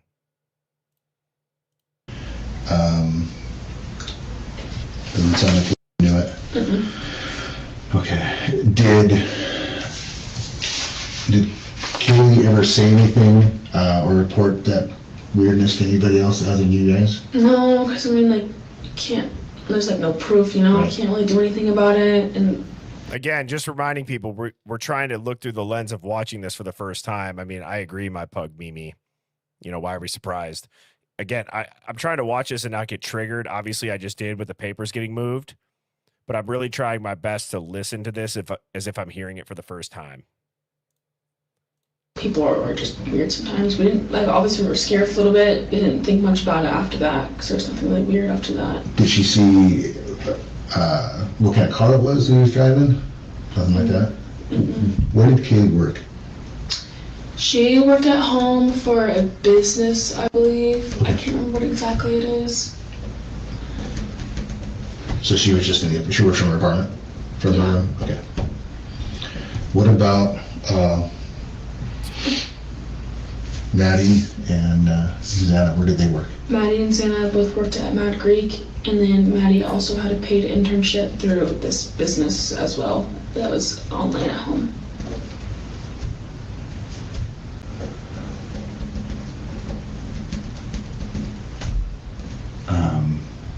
Who would know what that business is? How would I be able to figure that out? You might know. Okay. I can't remember what it's called. There's because they were business majors, and through their majors they were able to get these jobs. Okay.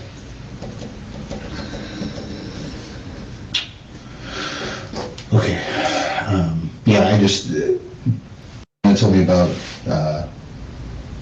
Kaylee talking about something like that. Yeah. And then I heard that it was possibly you. So I just wanted to make sure that I got the right person having those kind of things. Well said, Beck. Well said. Did you hear Murphy barking or doing anything? Yes, he was barking a lot. Throughout the night, or?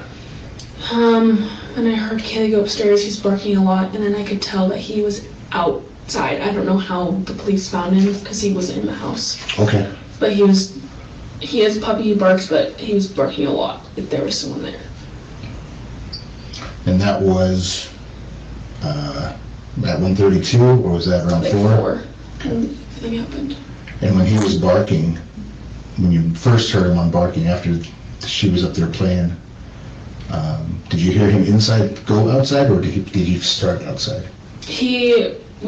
Murphy was with Kaylee when they were like dancing. They walked upstairs, he was still with her. And then when she yelled, someone's here, he started barking in the house. And then I believe the slider door was open, and I think he went out that way because I could tell like the sound of his barking was getting like more distant. Do you think that Murphy would have went after him, whoever he was? Maybe, but I mean, he's a puppy, he doesn't fully know that yet. No, he would just be, if anything, probably playing with him. Yeah, I don't know. When the guy in black left, did he close the slider or did he leave it open? I don't know. I just ran downstairs. Perfect. Okay. Okay, anything else that popped up? No.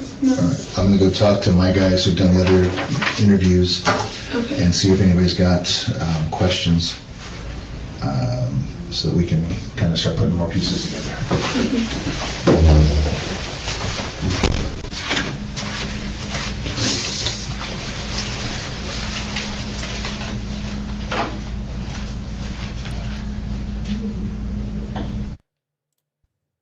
Okay, Hive. I gotta take a leak. This is not over. We are just getting started. But I'm gonna go pee. In the meantime, enjoy the background music of Tim Dillon.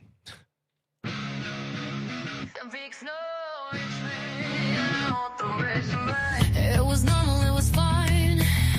Older folks got something out of it. The young people are getting nothing. Wait, you're lying to us and I can own a house. I can barely have a job. Forced into the gig economy. I get to deliver burritos. I have to listen to this bullshit, pretend this is real. Can't afford frozen yogurt with my girlfriend. I have to go along with this horse shit with nothing and no money for it. If you're doing something, you wanna get something out of it. If you believe the bullshit on the news, you have to get a little bit out of it. What Americans got for many years was a patch of dirt, a little driveway, and a chance. We don't have any of that anymore. They've taken that all away from us. Patch of dirt, little driveway, a chance.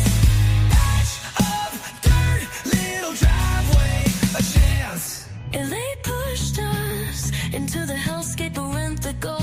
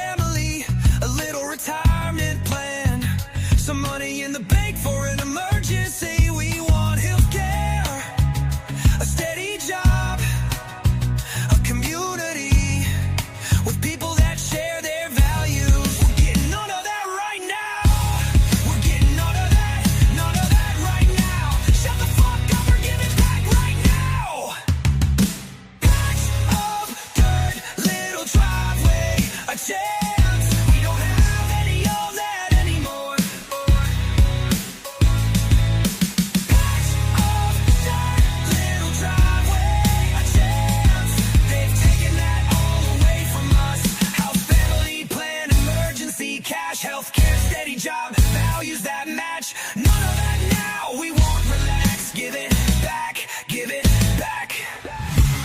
We're getting all of that. We're getting Kris Jenner's third head. Some freaks know it's it was normal, it was fine. Older folks got something out of it.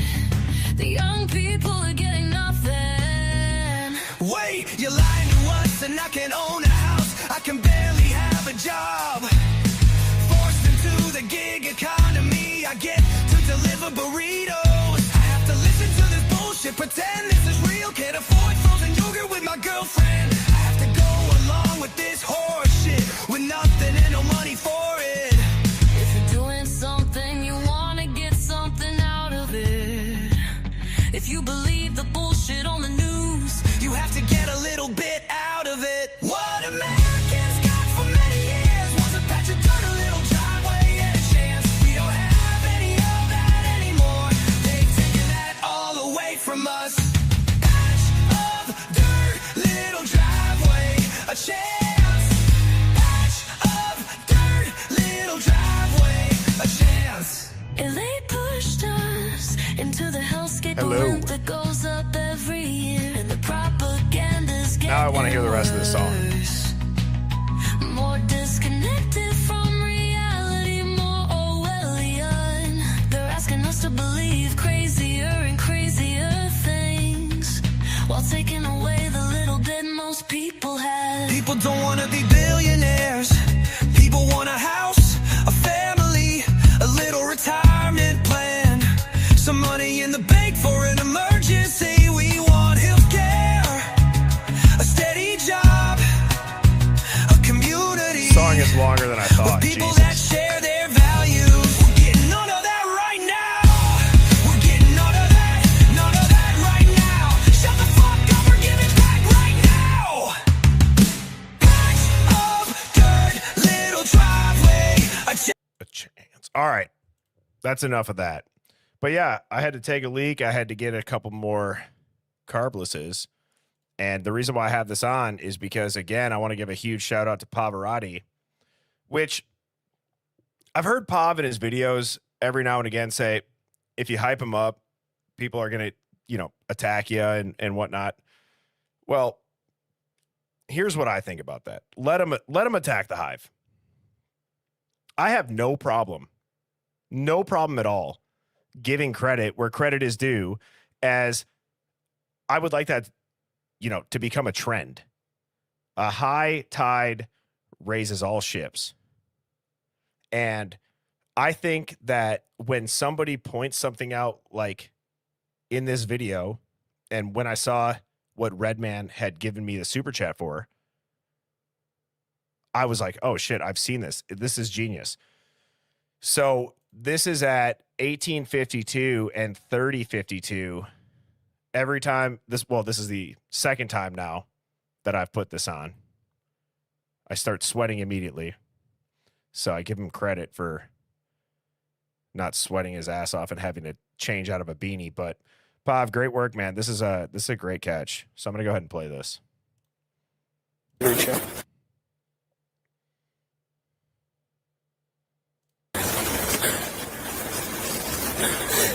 And is this your address? Yes. What's that address? 1122 King Road.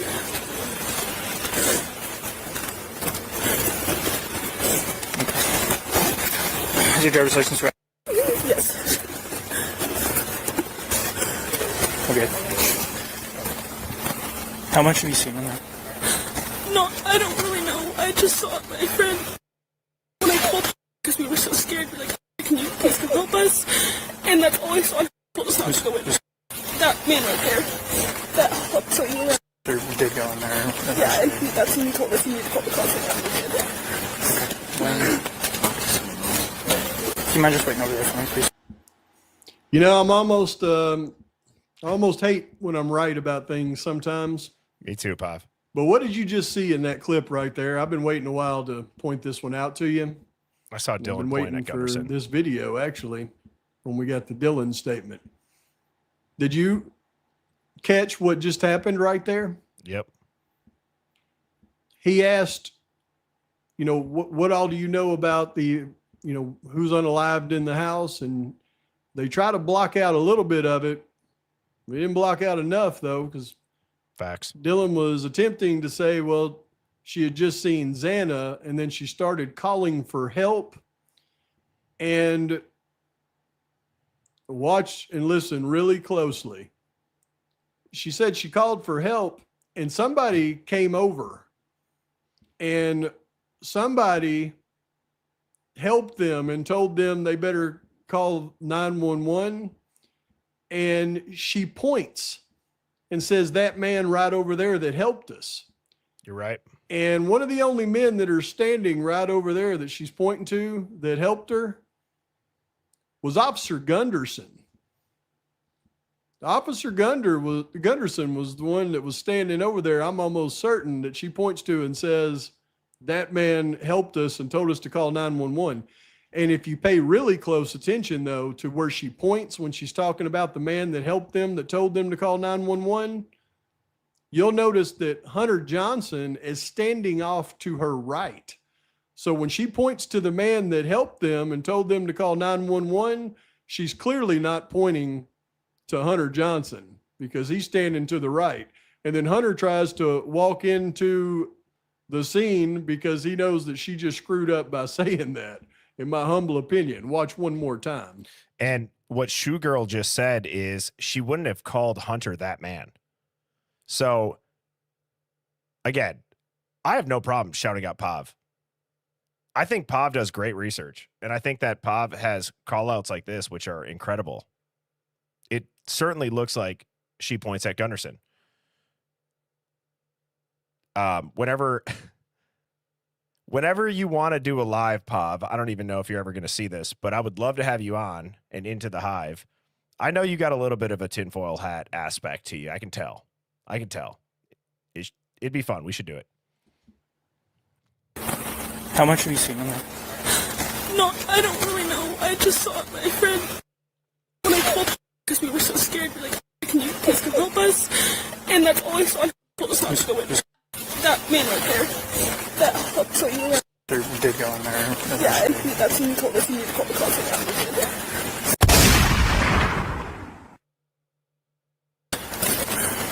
Okay. Now I overheard you talking about last night. Yeah. Okay. You don't have to, the more we know right now, the better. We start this process. Yeah. Somebody will probably be revisiting this interview. I just don't see what person that is a student, like somebody had said this. Let me find it. She also points to people on the side and says, that woman. Regardless, wouldn't she, if it was somebody their age, say their name? It seems like they all know each other. At least the people that are on the street that are kids, or like kids. With you very soon again, okay? So you're probably going to have to retell the story. That's fine. All right. What do you remember seeing? What started? I remember I was in my room and I was trying to go to bed and I heard Kaylee, who ex-girlfriend, who also has a dog Murphy. Real fast. Which one was your room? Kaylee. Which one is your room? Oh. What room are you in? You were in that room? My room, not Xana's room. My room. And your room is this one right here? Next to the stairs. That one is Xana's room. Second floor room. Second floor. Okay. All I heard was I heard her go upstairs. Like, okay, I'm gonna go to sleep now because she's going upstairs. And you heard who go upstairs? Kaylee and the dog Murphy. And upstairs to the very top? Yeah, that's where her room is.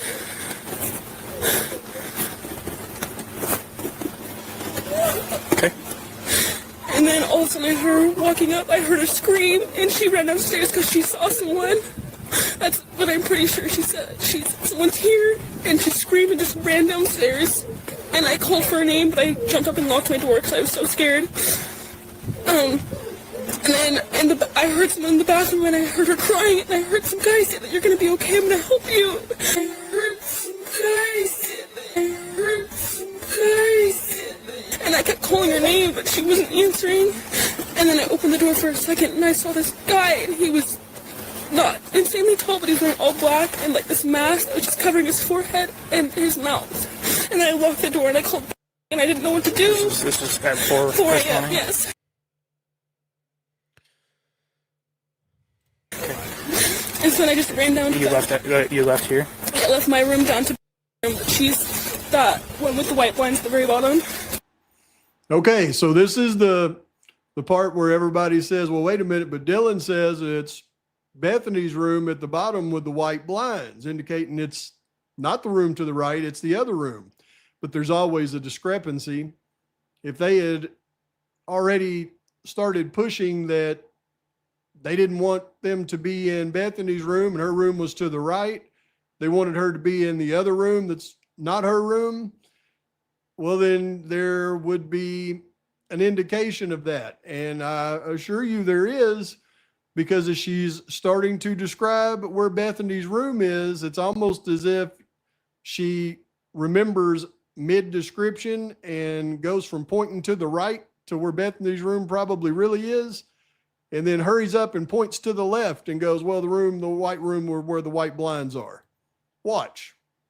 She's that one with the white blinds at the very bottom. I ran down there and we talked, and we just locked the door.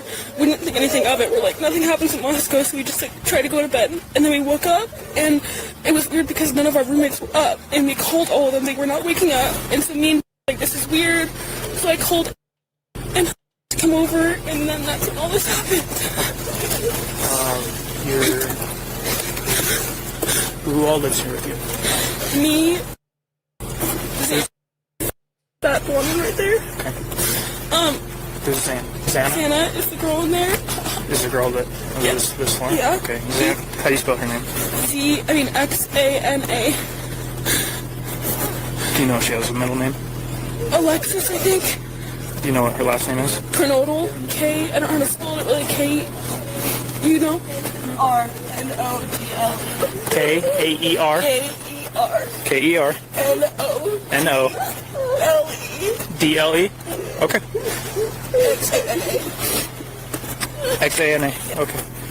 Ethan, who's in there, he doesn't actually live here, but he's here like almost all the time. Ethan is a male that lives here, and he doesn't actually live there. He's in the room with Xana, I believe. He's in there right now. But he doesn't live here, but he's here a lot. And then there's Maddie, Mogan, and Kaylee up top. I don't know where they're at though. Maddie Mogan.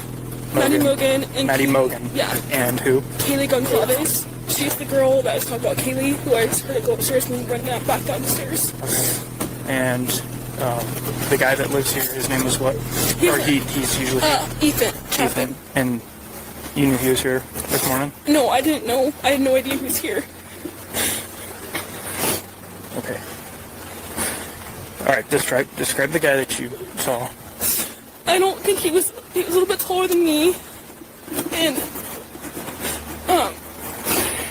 I couldn't really see much of him, but I'm almost positive he was wearing a full black outfit, and he had this mask that was just over his forehead and over his mouth, and he didn't say anything to me, like at all. I just shut the door and locked it because I didn't know what to do, and I think he went out like the side door, the sliding door in the kitchen that goes out to the backyard. Okay. And then I didn't know anything else, so I called and I was like, I just need to come downstairs and find you because I don't know where anyone else is. And I called Maddie, I called Dana, I called Kaylee, no one would answer. Okay. Alright. For Xana, do you know how old she is? She's 20. Is she in a sorority house? Yeah, not anymore. Okay. She's a student at UVI? Yes. Do you have any contact information for her parents? No, It's okay. Well, okay. we can get that eventually. Her dad's name. And then Ethan.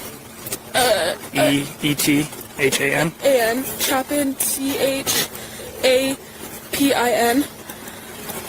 Hey, real fast. She's saying this morning around 4, there's a guy, black mask, was in there. She didn't recognize him. She heard girls screaming upstairs. She got scared, locked herself in the room, and then the screaming all stopped. She's pretty sure that this masked person went out that back. Okay. And right now I'm getting all the information. She knows where the 2 girls are up there. I haven't told her who's deceased or anything like that. They have 4 people that are unaccounted for right now.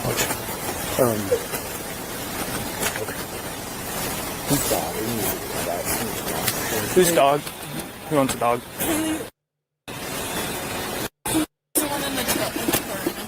Okay.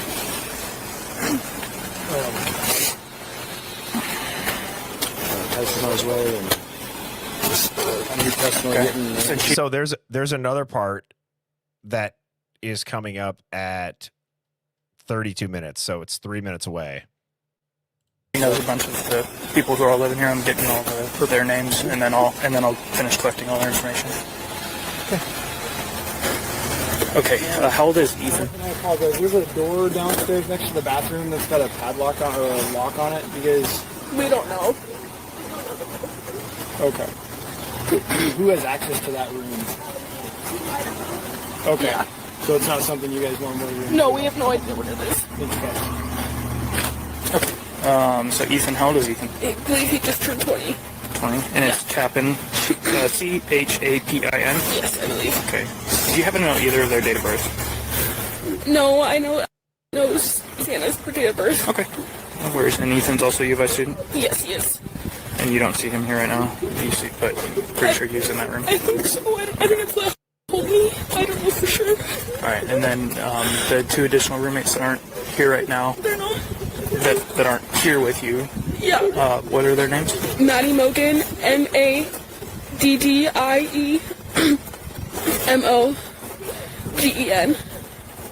And then Kaylee, Kaylee. Goncalves, Gonclaves. I think that's how you spell it. How old is Maddie? 21. Or 21 or 20. Laura, you bring up a great point too with the siblings in general, and Mrs. Chapin saying that they were so excited for them to go back. It's odd. It's weird that that has never been addressed. And thank you for the super chat. There is 2 minutes left of this clip, and I'm going to put this full screen so I can change out of the hoodie, but great work, Pav. Again, this clip and what he had said by maybe she's pointing to Officer Gunderson is going to lay out what I'm calling the final thesis, as I believe what I have next, or by the end of this stream rather, is one of the only theories that checks every box.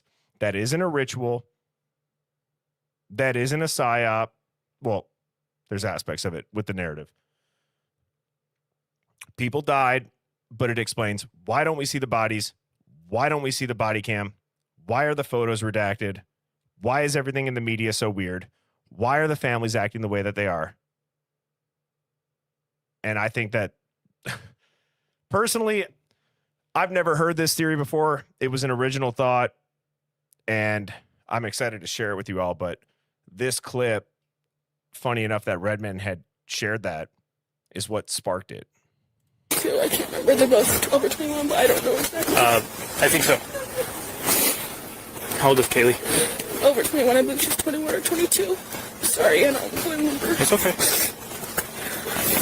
You're doing great. Okay.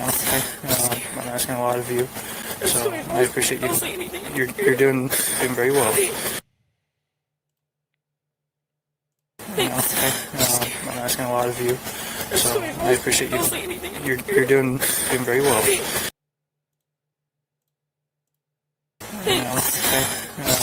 I'm asking a lot of you, so I appreciate you. You're doing very well. Do you know if the other 2 girls are upstairs or not? Right now, what we got to do is we got to process this whole thing. That makes sense. I don't know what I'd be permitted to. That's fine. Right now, That's okay? fine. I understand. Okay, let's go back. I just want to make sure we're getting everything. So you're sure at about 4 this morning? Yes, it was 4:10. You first noticed a guy. Well, I first noticed Kaylee go upstairs and scream and run downstairs. So 4 this morning, went upstairs. Yeah. To the way top. Yes, to her room with Murphy the dog. Okay. And then you heard Kaylee scream? I heard her scream and run as fast as she could downstairs, and she said someone's here. She ran downstairs? Yes, I could hear. You can hear everything pretty much. I heard her run downstairs really fast. And then I heard Murphy barking a lot. Okay. And then I heard her going to I think it was the bathroom, and I remember her sobbing, and I just remember hearing this guy's voice that I didn't recognize saying, "You're gonna be okay, I'm gonna help you," but it wasn't like, I don't know how to explain it. Like, it wasn't in like a nice way, it was like a weird way, like a weird tone. You're gonna be okay. I'm gonna help you. Yeah. And you didn't hear anything from Kaylee anymore? No, after that I didn't hear anything. So then I kept calling for her name. I called on my phone, I called Xana, Maddie, and Kaylee, none of them answered. So then I opened up the door to look, and that's when I saw the guy pass by. He looked at me, but he didn't come towards me or say anything, which was really confusing to me. I don't understand that. And I'm pretty sure he went out the side door. And then I called and said she thought maybe there was a fire or like a firework. We didn't know. She heard this loud noise and there was a light, I guess. Did you hear like a pop, like a bang? I don't know. Did you hear a bang? It's what she heard. Okay. That's what she heard. Okay, never mind. You sit there. I didn't hear that.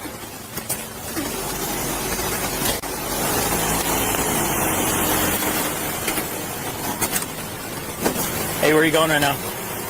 I'm just going to pick up my phone. Okay. Where's your friend live? To the left, please. Yeah, I can roll. That guy's always been a little bit odd to me, too, by the way.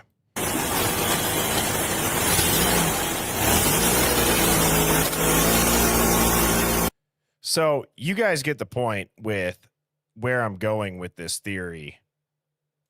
And, or I guess you guys get my point with how I'm about to lay out this theory. And that is forgetting anything and everything that we've known about this case.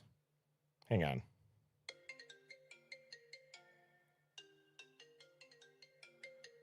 Who is calling me right now?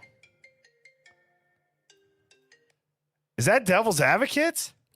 What? What is going on, brother man? Good for you to join. Thank you. You're talking shit over here. I thought I'd jump on your live and just piss all over it and see how things go. No, not talking shit. Thank you. That's awesome, man. How you doing? I'm doing all right. I'm living the dream. I had a good week, but I just I thought I'd check out, see what you're going on. I saw you were playing some of that video from Idaho 4. So what do you got going on? Well, so I had called you earlier to tell you about the working theory that I had. Yeah. Now, what we've been building up to this entire time, and I know you were on the stream on Monday, but what we've been building up to this entire week was forgetting anything and everything about the case, right? Yeah. So what I want to do is lay out a new theory that I don't believe many people have heard at all. Now, when I was on the phone with you, I had told you this was at a wedding, half in the bag, with my cousin, who's a Marine. Right. He then got into the SWAT team. He now works for the DEA. I'm asking him a bunch of questions about this case, but I'm trying to get him to generalize so that I understand how would something like this typically look. Okay. Now, the first thing that we were talking about was why that house? And I said, well, none of us know. And he goes, well, that's really important. You need to figure out, is there a reason why that house might be targeted? And I said, I have no idea. I have my theories as to why it might be targeted. And before I answer what him and I talked about. I don't know if you've ever actually answered. What is your thought on why 1122 King Road was targeted? Good Lord. Like, that's a super hard question because that makes you commit to what you think actually happened to that night. That's what I want you to do. Precisely. Right. I mean, well, I mean, I think, like I said, I think at the end of the day, there's two theories that really stick with me a lot. It's one, I think it was possibly still, I think it's still possibly related to a jilted love, a kind of thing is what I think. And so I don't mean that means Jack DeCour was in the house necessarily, but I think that circle of friends, the Jack DeCour, the Jack Showalter, the whole circle that was running together is a lot of what happened that night. I think there's a possibility that tied into Koberger and Kopacka. So it gets a little crazy on how that circle of friends went. But that's kind of what I thought the reason the house was picked, because I don't think, I mean, at the end of the day, like you said, Thompson says, we don't have any clue how the house was picked. The other one, though, is the drug angle. If that house was a drug hit, and if that's what really happened that night, then that's why that house was picked. So the last thing I have to say about that is, could it just possibly just be a roll of the dice? I just driving by one night and decided, eeny, meeny, miny, mo, it's that fucking house. And then it would never make sense to you. All right. I'm going to crack a drink for this one. This is, again, the After Dark show. But because what I'm about to say right now, I don't know if I've heard anybody say this, but what has led to this theory was we went back to the beginning. And if you've been in the Hive, you've seen me play this news clip of 4 students dead, 1 hospitalized. And we went down this entire rabbit hole of, well, was the person who was hospitalized the unconscious person referred to in the 911 call? We still haven't figured out the delay and the reason. So that's what got me thinking about this. What would the reason be for a delay? What would the reason be for the "it's okay, I'm here to help you"? What would the reason be for the flash and the bang? What would the reason be for all of the oddities that point to the scene not looking the way that it looks? What would the reason be for the photos still being redacted? What would the reason be for national security references? All of the redactions, everything sealed. Yeah. Well, I mean, cleanup, right? Cleanup is what you think when you think, why am I so freaking blurry? I'm not even hammered. And I just feel like I can't even see straight. Like I got beer goggles on. Like I'm trying to figure out why it is. Like I was like, you look sharp, so I know it's not my glasses. But anyways, yeah, that's what I think when the 911 call and the "I'm here to help." You could even what are you worried about my beer goggles? I love how you were telling a point, you just seamlessly flow into being blurry and wearing beer goggles right back to that point. It's like it takes me a couple words of you going back to the point before I can realize what just happened. It's a mess in my mind, sir. It's a mess. But anyways, so yeah. You look fine, man. You're coming in clear. I'm coming in waves. Yeah. All good. So, all right. I want to actually get serious about this because it's been a while since I've given like an actual piece together theory. Okay. And let me see if I can get this slide up. What? Somebody said they're glad that DA came in past his bedtime. Bitch, please. This is not past. Is that an old reference? Is that a freaking? I'm sorry, man. I know that this is a serious topic and I'm not being very serious right now, but I'm with you. Man. So, all right, here's my final thesis, Hive. This is what I believe happened. The Idaho 4 and the entire narrative is a manufactured cover story. The real event was a Fed-level assassination hit that failed. I believe that the real killers died and the victims lived. The FBI took over not to solve a crime, but to bury their operation.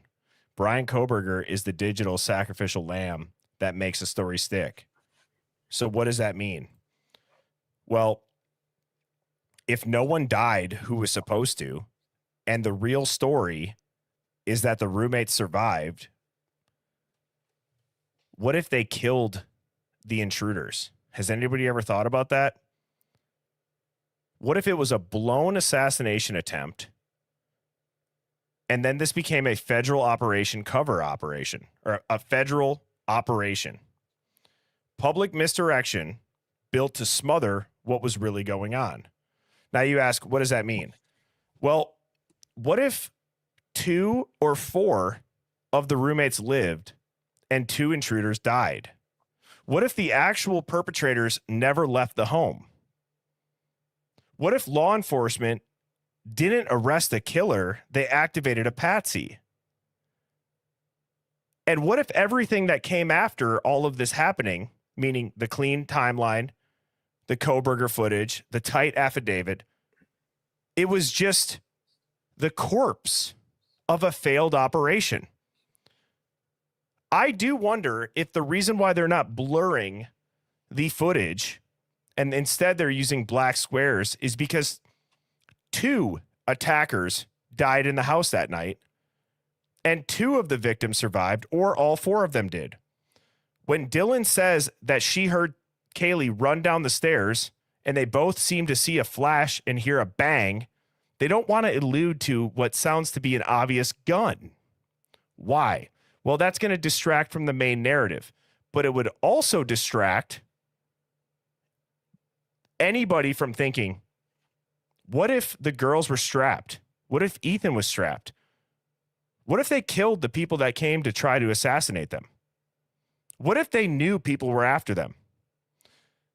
What if there was an unknown third party that intervened? What if Pav is right and Dylan pointed at Officer Gunderson that said, that man told me to call 911 and said, it's okay, it'll be all right. You'll be all right. Well, then the scene is going to be cleaned up from the inside before the police arrive. Those bodies are going to be reclassified. And if you look at the autopsy, it certainly looks like a female might have attacked one of those bodies. What if the female who attacked one of those bodies was actually a roommate who fought them off? Somebody inside that house killed 2 attackers. The only way to keep the rest of the operation from collapsing was to erase that narrative. And you're going to insert a fake narrative to explain everything else. The murderer that died in the house was taken out as a victim, but then we didn't get to see their bodies. Why? Because you would have seen more men than females. You were never supposed to consider that possibility. You were programmed to stop at the number 4. This entire case could be a post-death narrative that is constructed to hide the fact that the killer never left that residence because they never survived. And if 2 roommates lived and 2 roommates lived and 2 intruders died, well, why would you keep the BK narrative going? Well, were those 2 informants or a part of the group or have ties to a group that might be being investigated? What if there was a 5th person that was in the house and it was removed? What if it was cataloged as a victim? Later disappears into the hospital, the morgue, the basement. It was never supposed to be found. Why? Because the killer wasn't some lone wolf who fled. They were killed by somebody inside that house, possibly one of the roommates or a third party. And I'm still working on that part of my theory. The person that said, it's okay, I'm here to help you, and Dylan doesn't recognize that voice, I believe to be genuine. That statement has stayed true throughout this entire case. But I believe that at least one of the victims knew the killer. And I believe that essentially what had happened is that the Idaho 4 were not a murder at all.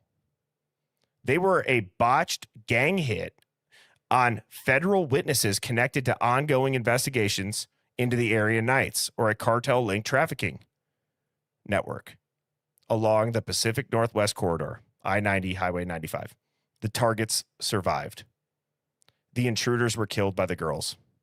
The FBI immediately stepped in to scrub the scene, silence the fact, not allow you to question it in the narrative, and they buried the real timeline by constructing a, quote, massacre story around it. Well, why?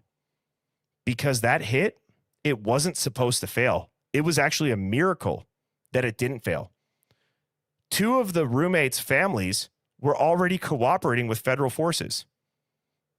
I believe that at least 2 did die, maybe all 4 did live, but tell me that it doesn't make Steve G in the media seem a little bit less sus when he says it's time for us to put Idaho on the map if his daughter killed somebody that tried to assassinate her. And he says, I paid that bill. And now it's time to put Idaho on the map. It hit a little bit different, in my opinion. And I think that those girls, the people in 1122 King Road, somebody did come in and try to shoot up that party. But I think they were ready, or I think there was an unknown third party that was there and killed the intruders. Hence why we're not seeing any body bags come out of the house. We're not getting any answers. That's why national security's involved. FBI was there day one. It's all odd. And the parents, and I believe that is why we cannot figure this case out. I do think that there's aspects of Mowich that could be still related, that maybe one got away. But I do believe that Brian Koberger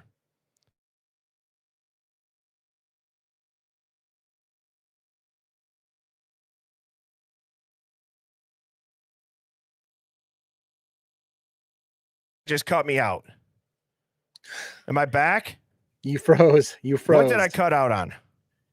I believe that Brian Koberger, and then you froze. I believe that Brian Koberger was an activated patsy that was already in the criminology pipeline, that he would have continued through school to be exactly what he was studying to be, which is an FBI behavioral analysis, study the minds of criminals asset of the feds. So, in my opinion, what we witnessed is coming down to this last couple sentences. If you wanted to cover up a messy, brutal, multi-perp, failed assassination, this is how you would do it. You'd have a clean timeline, vague and confusing witnesses, a suspect who doesn't fight it, and then a quiet, random plea deal that never tries to appeal it. Into the abyss, the case is over, and that's what I think happened. That's some heavy shit to drop on me on a random freaking call-in. You called me. Well, fair, but I thought this was going to be easy, I mean, I'm trying to think of the points that make sense, to what you said. I go back to the early stage where the Gonzalez's were saying they got a phone call and we're told everybody was shot. I remember that conversation. You remember that very early on? Yep. Yeah, we were told everybody was shot. And I was like, what do you mean shot? There's been no talk about gunshots anywhere. So, it's an interesting theory. And, I also think of other things that would support your narrative. Maybe Ethan wasn't supposed to be there that night, right? He didn't live there in the house. Was he an unexpected thing that the intruders didn't expect? And everybody talks about what a strapping guy he was and how tough he was and stuff like that. So did he fight back and surprise somebody? There's a lot of things that you could pick to say, I can see that. And again, like you said, there's more things. The covering of the tarps and not letting people see the body bags coming out. What the hell was that done for? If they were in body bags, there's nothing to see anyway. So they're not protecting anybody by putting a tarp over so that we can't see what's coming out of the house. I mean, there's a lot of, and going further with your thing, the feds, like you said, embedded from day one. They don't try the case, but they're embedded from day one. Literally, that's what everybody said. They were there from day one, controlling the narrative, if you will, you could argue. The marshals involved early on, but. And here's the thing. That theory is a working theory. That's why I wanted to put it out a little bit later at night. Yeah. I wanted to bounce that off the Hive. You know what? I'm so grateful to feel like I can come on to this channel and sit here with the Hive amongst the people that understand that I'm thinking out loud while we still have the freedom to think out loud and say that and not be worried that maybe people judge it, but there's people in here that are going to listen to what I just said, and I'm going to listen to what they type back. we can piece together how could they pull that off? The unconscious person, the delay, the weird national security references. Why are they blacking out an entire room? Well, if the girls killed them, or one of them even that was trying to assassinate them, Kaylee has a different death certificate date, allegedly. What if she was the one that was hurt? We watched that interview with Dylan Mortensen. They never said killed. They said, was she one of the ones that was hurt? And we said if we were watching that for the first time, we would not know anybody died. They never said killed. They never said homicide. They never said deceased. So here's what I want to know. Would it make sense that, first of all, what are the odds that two kids are going to the University of Idaho that are the same age, that are best friends, that both of their parents are cooperating with the feds on an ongoing investigation into a giant Pacific Northwest Highway cartel area nights network? What are the odds they're in the same house? That's my first question. Just what are the chances of that? Right. It's rhetorical because I don't know. It's because, yeah, I mean, I get it. Yeah. It could happen, but like, not only could it could happen, but then does it happen then when they all get stabbed to death, right? And then all of them end up on the world news. And then you have this weird case with Brian Koberger coming into it, and this narrative and this push and this media lockdown. I mean, then the odds become like a decimal. Yeah. Crazy. So what if Kaylee ran down the stairs? Because Dylan had said, this is my whole thing with like trying to take what the girls said. Dylan said, I thought I heard Kaylee dancing with a dog, and then she ran upstairs. Then I heard her run back downstairs after yelling, somebody's here. She ran as fast as she could. Bethany said she heard a firecracker. What if Kaylee popped their ass? What if that's why Steve G's in the media? Like, I paid that bill. Let's put Idaho on the map. Right? I'm trying to think it's such a weird statement. Yeah. I'm just trying to think through anything that could line up without sounding that crazy. If you flip it from the girls were killed to no, the girls killed people. Right? And so then where are the girls? Sorry. Last question to you before you go. Would that explain everybody's behavior a little bit more outside the house because they were on the defense rather than traumatic? Because I can tell you what, when you see somebody who's had to take another person's life on camera, they act a little bit different when they didn't know. And it was just this massacre. Yeah. That's a lot, man. That's a lot. Is it? It is a lot. I mean, because then you have to work through you got to work through all those logics now. Like, where are the girls now if they survived? Well, we're never going to know. I think we have to accept that if they're in WITSEC, we're never going to know. Right. You know what I mean? Like, and nor would I want to. That sounds weird. Like, what does anybody get out of finding it out if they're in WITSEC? Right. Right. I think that this case will end at it is either going to be A, B, or C. And they're going to be way different than any A, B, or C. I hope after what I just laid out, when people go back and listen and read the documents, than any other A, B, and C. Because what Pav had said with the pointing to Gunderson, he said to call 911. What if the girls did get injured? What if they did get hurt in the attack? What if that's the blood that we saw in those photos? What if that was them bleeding and then a cop did get called? Or what if they had a handler that knew there was two daughters of federally cooperating witnesses in that house? They would be close by. Is it a chance that you see suspect vehicle 1 driving by at the same damn time, everybody? I don't know. All right, I'll shut up. I want to hear your thoughts. Break it down for me on how DA interprets that. it's so hard for me, man, because the reason why it's hard for me is because at the end of the day, I mean, this is something I say all the time. I'm going to beat a dead horse. We will never have the answer. We will never have the answer.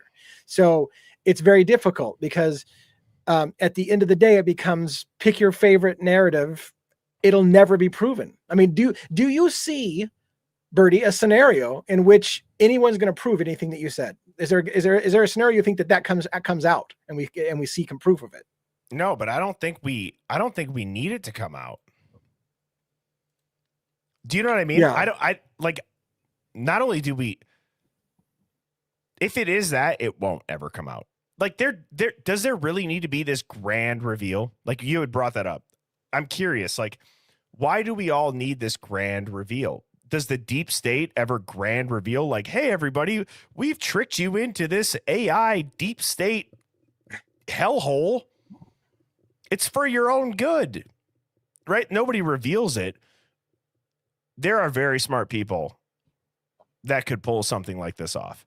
The marshals, the FBI's, Trump's talking about it, which, by the way, I had also seen a press conference. It was at the end of Pov's video, but I had saw this before. 11 days in Washington, D.C. without a murder is like some record. Yeah, right. That's wild, dude.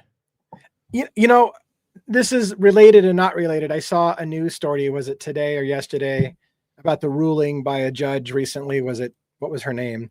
Anyways, that said they're ruling that they're not going to release any of the photos of the bodies or any of the blood around the bodies, right. and how this is a win for the people of Idaho.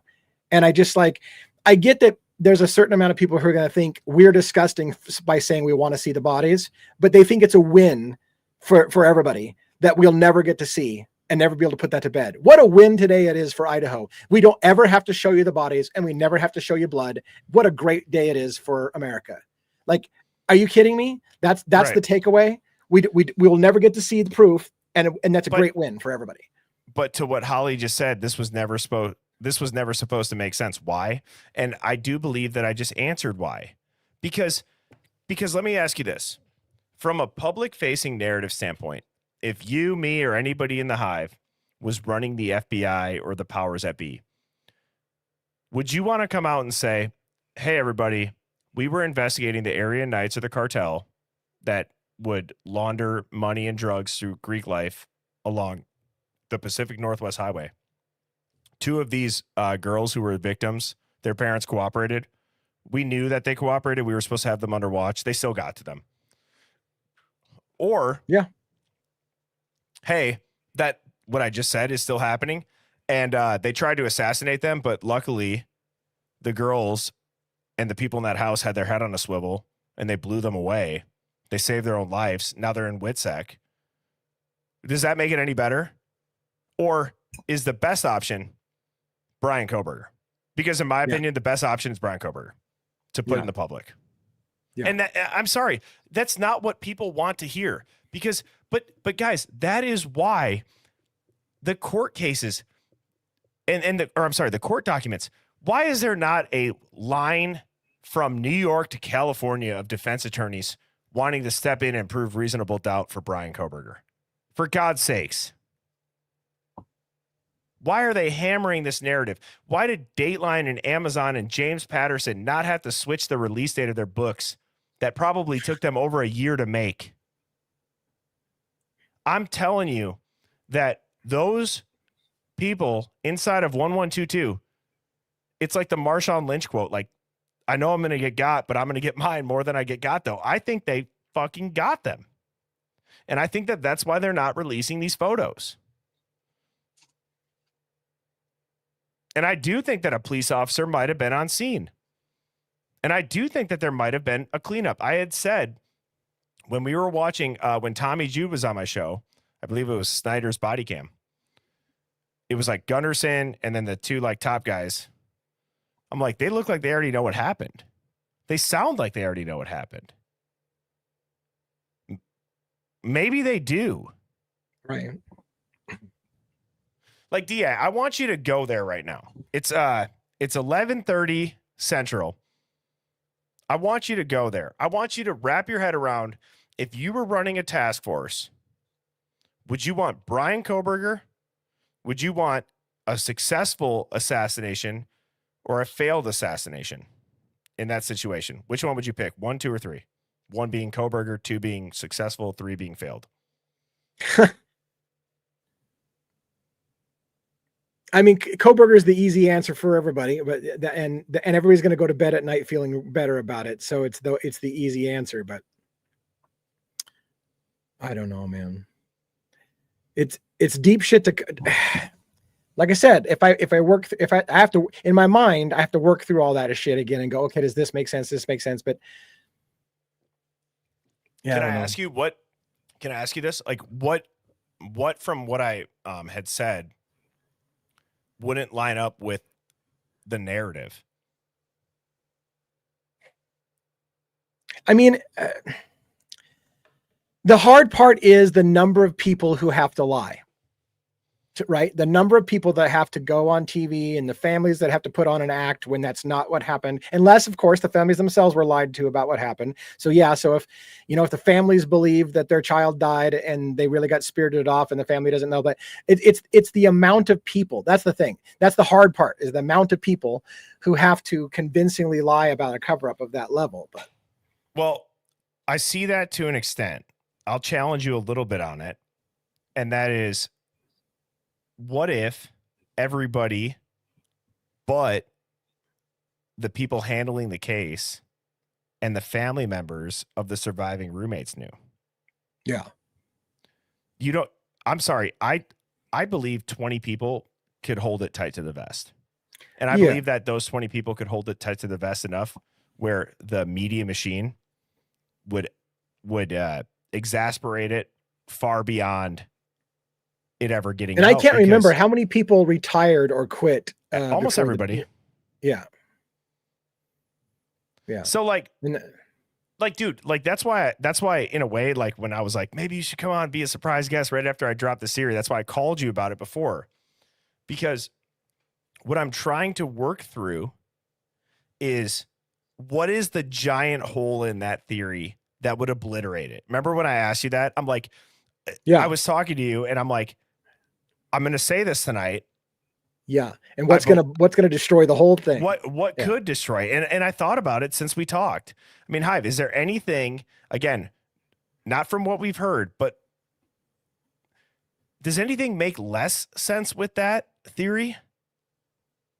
We haven't seen the knife. We haven't seen the sheath. Brian Koberger has so much reasonable doubt the whole state could drown in it. We haven't seen the actual photos. The autopsies look like there was 2 people, a male and a female. Well, what if Ethan got one of them, and what if Xana got the other one? Have you ever thought about that? What if Ethan and Xana fucked these people up? Right. You know what I'm saying? Like,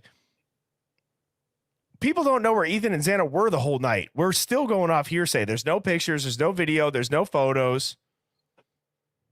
Yeah. Conflicting testimony about when they arrived at the house. Yeah.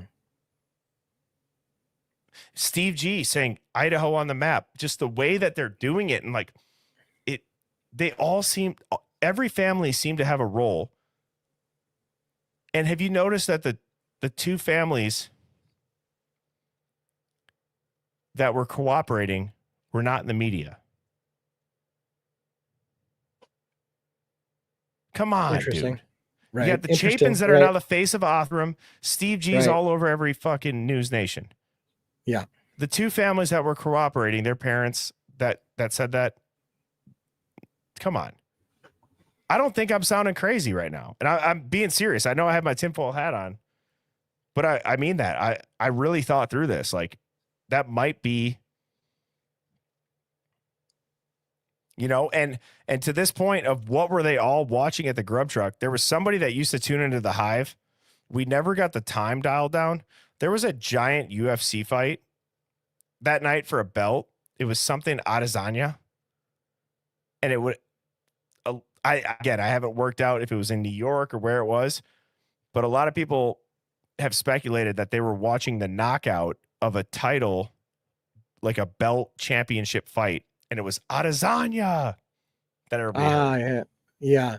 Yeah. And there was, and I remember in the police documents, people talking about wanting to watch the fights and stuff like that. So, which is funny because that narrative became in some conspiracy circles is, oh, the Greeks are having a fight and they pay people pay to watch the Greek people fight. And, and that's the fight, but maybe there was actually UFC fight happening that people were watching. So what I believe they did is that people are going to shit all over me for this, but I really believe this is more believable. What I just said, in addition to the frat rumors, this whole Fight Club, all that stuff, there probably was boxing. I mean, in high school, we used to locker box, put on a hockey mask and whatever. But I think what they did, I think the frats were trying to turn a profit on pay-per-view UFC fights, just like they would charge for a cup when you walk through a door at a house party. I think that you could buy a pass to their stream, their whatever stream, for $3, $8, and they fronted the 100 and whatever, and they ended up making however much money when people that weren't going to be able to go and watch it at the frat house could just stream it for $3 instead of paying the whole 110 or whatever the pay-per-view is. Yeah. The here's the thing. I can also wrap DA. I can wrap my head around too. This might be the difference. I can wrap my head around if these people are in WITSEC, we're never going to know. But I can tell you this. If they were dead as a doornail, we would know more than we do.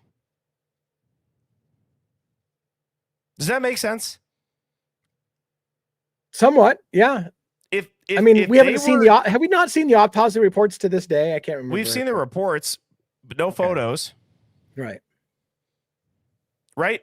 Dude, on Netflix, they've shown what's the one where that chick and her dad beat the fuck out of that husband, and they show the crime scene photos where it was like a brick or a bat. I mean, it's disgusting. It was I know what you're talking about. Yeah. Like, it's not because of gore. Right. Can we just screw our brains back in and be like, come on, this is not because of gore. The rest of the house would not be as spotless if it was that much gore. What if they were protecting everybody? That could be a real thing. And I want to hear your thoughts, DA. Like, let it loose. Come on, brother. Come on. Well, you know, I'm more reserved about this shit. Even on your night show, I'm more reserved. Yeah. No. Not tonight. Everything on the internet lasts forever. Everything on the internet lasts forever. Yeah. I mean, I don't know. I'll say this. I know you want me to give you a definitive answer. I can say this. I've always enjoyed the way your brain works. I've always enjoyed the fact that you could come up with a new theory and connect the dots. That's impressive. And so I kudos. Like it's an interesting narrative and I'm not saying it's any, not possible. And again, all I can say about it is I need the ability to chew on that shit before I say, here's what I think. Cause it's too fast for me. Even with my brain and my mouth talking a million miles an hour, that's too fast for me. There was a lot there. So I want to give you what you want, which is a DA, just tell me, just say it. And I'm like, I can't, man. I can't. I know I disappointed you. It's horrible. It's okay. It's okay. I'm not disappointed.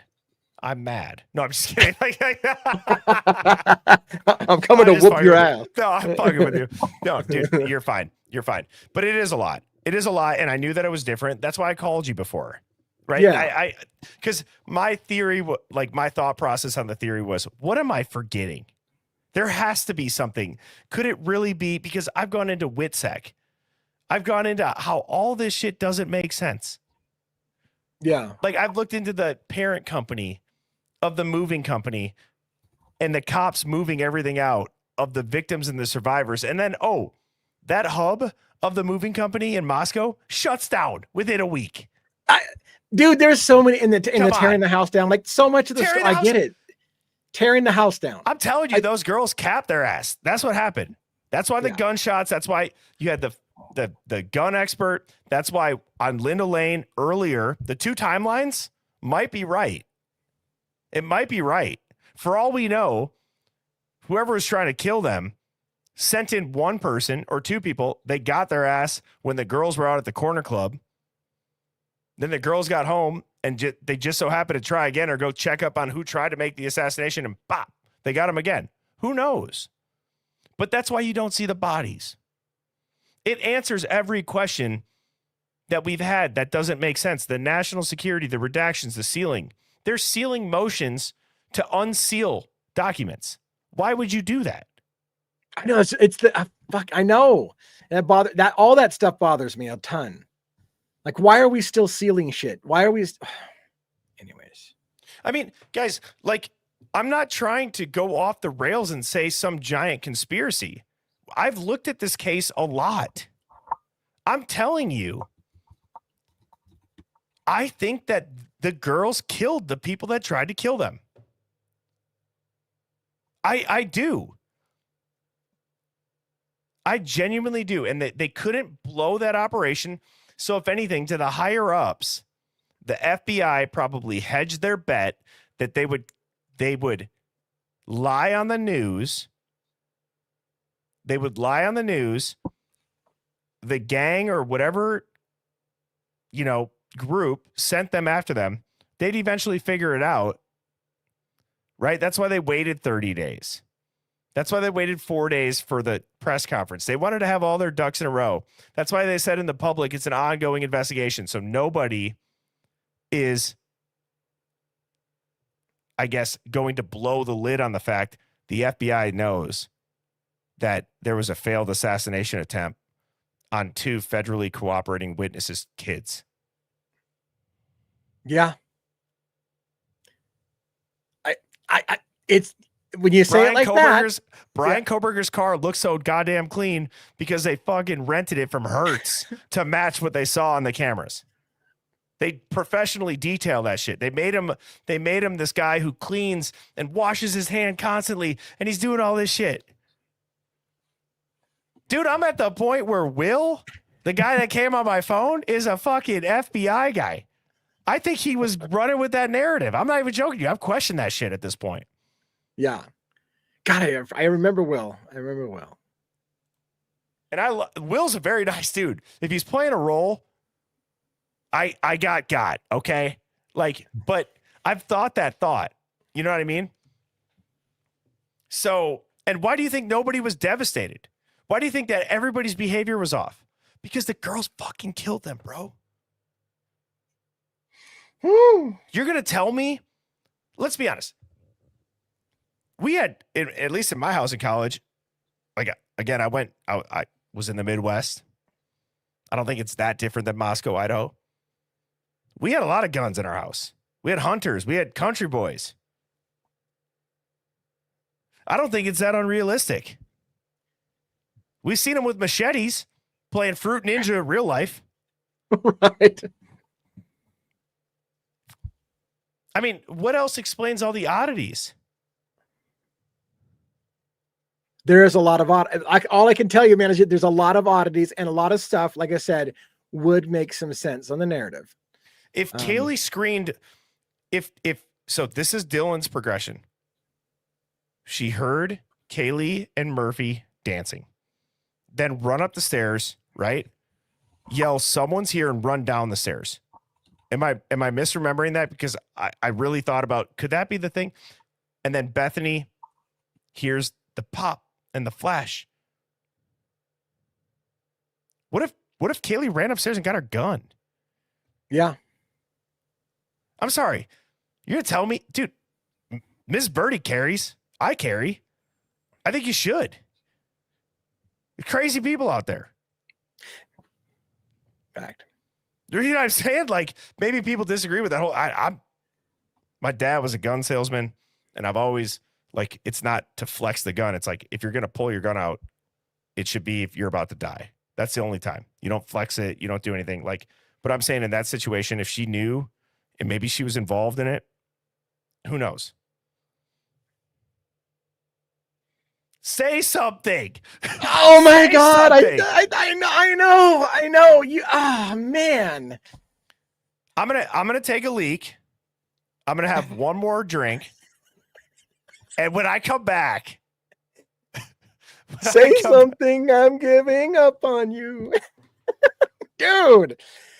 Oh my God. Yeah, I hope that is a very good long leak. Maybe I just got disconnected. Be brave, DA. Be brave. You have to understand.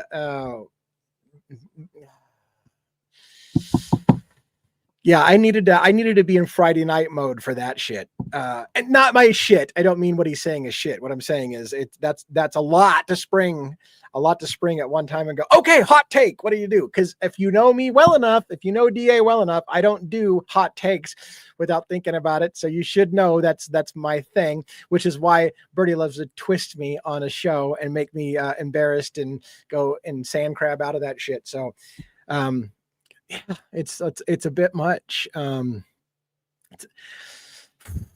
It's a lot. So hey, what do you guys got going on in the chat? I want to get a vote from you guys. Am I betraying Birdie by not going right there with them? Do you think is that a one? You give me a 1 in the chat if you think I betrayed Birdie because I won't just commit and go all in, because this is difficult. I'm just waiting for people to tell me, yeah, you betrayed your man. You betrayed your man. See, look at that. JoJo's like, yeah, you betrayed Birdie on the camera. You betrayed him. Damn it. At least somebody's got it. I got some twos. Good. Okay. So some people understand, some people don't. Yeah, it's here. Like I said, I will say this again. I don't know if Birdie's listening from the other room. Did you realize you had your mic on in the bathroom, right? We heard you tinkling. You know what's funny is that I've actually watched a documentary where there was this old guy who was a serial killer that left his mic on him when he took a piss. Yeah. Oh, I know what you're talking about. It's and he goes, "Oh, they got you." Yeah. Hearst. So yes. It was Hearst. Yes. Yeah. Yeah. And he, straight up in the bathroom, he's like, well, shit, they got you. Yeah.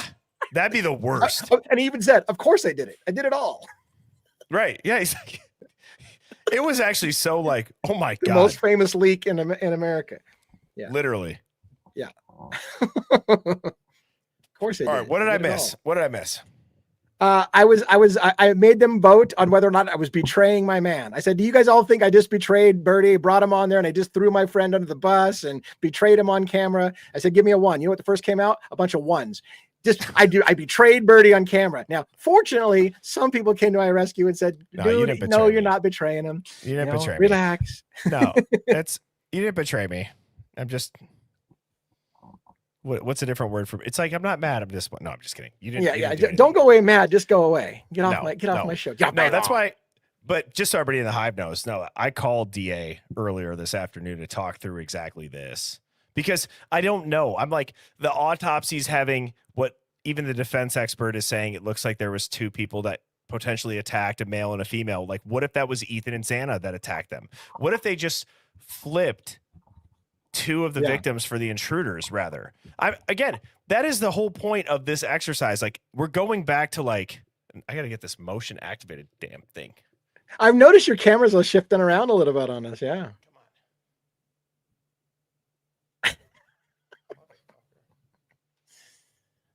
All right, whatever. Who cares? But you get my point. Like, yeah. And also like, I'm also, the reason why I wanted like to do this a little bit, like the after dark truths or whatever, is because I know this is heavy. It's so dude, you know out what? there. Let me tell you something, Birdie. We've talked about this before, and I feel bad springing this on the audience without walking it through you. But you and I talked one time that maybe what we need to do is we need to paywall a certain conversation between you and I, right? Because there's just some things that I don't know if you want to call me chicken shit or sticking to my shtick or whatever the case may be, but there's just some things that I feel like man, I don't want to say that on a public forum and have that shit played back tomorrow on the YouTube saying this is what Devil's Advocate said on the show last night, taken out of context and all that shit. You know, what if we had a members only stream sometime where we can talk with the gloves off and people aren't going to freaking put it out there on the internet saying this is what DA just said last night on the stream kind of thing. Because again, I respect opinions, but I'm also careful about what I say. So I just don't want to let you down. And I want to be able to tell you things, but you know, it's difficult for me because I've had stuff twisted on me, and I'm nervous about people twisting what I'm saying just because I'm open-minded and can entertain a bunch of ideas. Like you, I mean, you entertain a lot of ideas. I mean, one of the things we first said when I first met you, right? What you were telling at the time I met you, go back in time, people who know Birdie. At the time I met him, he was talking about the possibility that this was an occult sacrifice, the right of the twins, lots of stuff. He was talking about still lines up though. Yeah, no, I know. So I know. This is my point, right? And then the guy that worked at the welding shop, right? It was a welder and whatever. And I said to myself, wow, all of these are pretty cool theories that you've got, and you can connect the dots really well. But I also told you one thing. All of those things cannot be simultaneously true at the same time. You realize that. Like you cannot say it was Witzek and they're alive, but they've also been murdered and here's who murdered them and here's how those things are incongruent with each other. And you agreed. And I said, and I love that about you because you can entertain at the same time in your brain two very incongruent theories. And now that's where I'm going with this is I also am able to entertain two incongruent theories, but I'm not ready to put my balls out there and say, yeah, this is what I think today. And by the way, my balls out there and this is what I think tomorrow when they're completely incongruent theories. I know nobody wants to see balls out, but by the way, Saturday Night Live had a great skit on balls out jeans. It was the best thing ever. Ladies, eyes up here. Anyways, I digress. It was a fucking hilarious thing. But I should have a prop that just like has like the out of the table. But you know what? I want to say something. First of all, I appreciate that. And I don't want to make you do anything you don't want to do. But I will do this. And that is, I will give every single person that is tuned in, whether you were on TikTok, whether you found me when I was on YouTube. I think that we should hold our heads high because I don't know of any other channel that has looked at every fucking angle. That's it. I mean, and that's been okay with being wrong, and been okay with being wrong, and been stabbed in our back, and been crucified for it, and been talked shit about, and been stitched and clipped, and blah blah blah blah blah. No, we have looked at every angle. Which, by the way, I gave a goddamn disclaimer every time. This is the contrarian thinking live stream. We have looked at every single angle, and to everybody that has been in here with me, thank you. Because I truly believe if I had to bet on anything that I put out there, what I just told you, and I'm going to recap it because I know it was a lot. This is the one I would bet on. Now that we've seen this, photo dump, the body cam, they're still fighting to seal everything. This is the one I would bet on. And I'll go through it one more time. And this is the final thesis, is that the Idaho 4 narrative is a manufactured cover story. The real event was a federal level assassination hit that failed. The real killers died, and the victims, or the people that were supposed to be victims, lived. The FBI took over not to solve the crime, but to bury the operation. Brian Koberger is just the digital sacrificial lamb that makes the story stick. Okay, now I'll share this screen.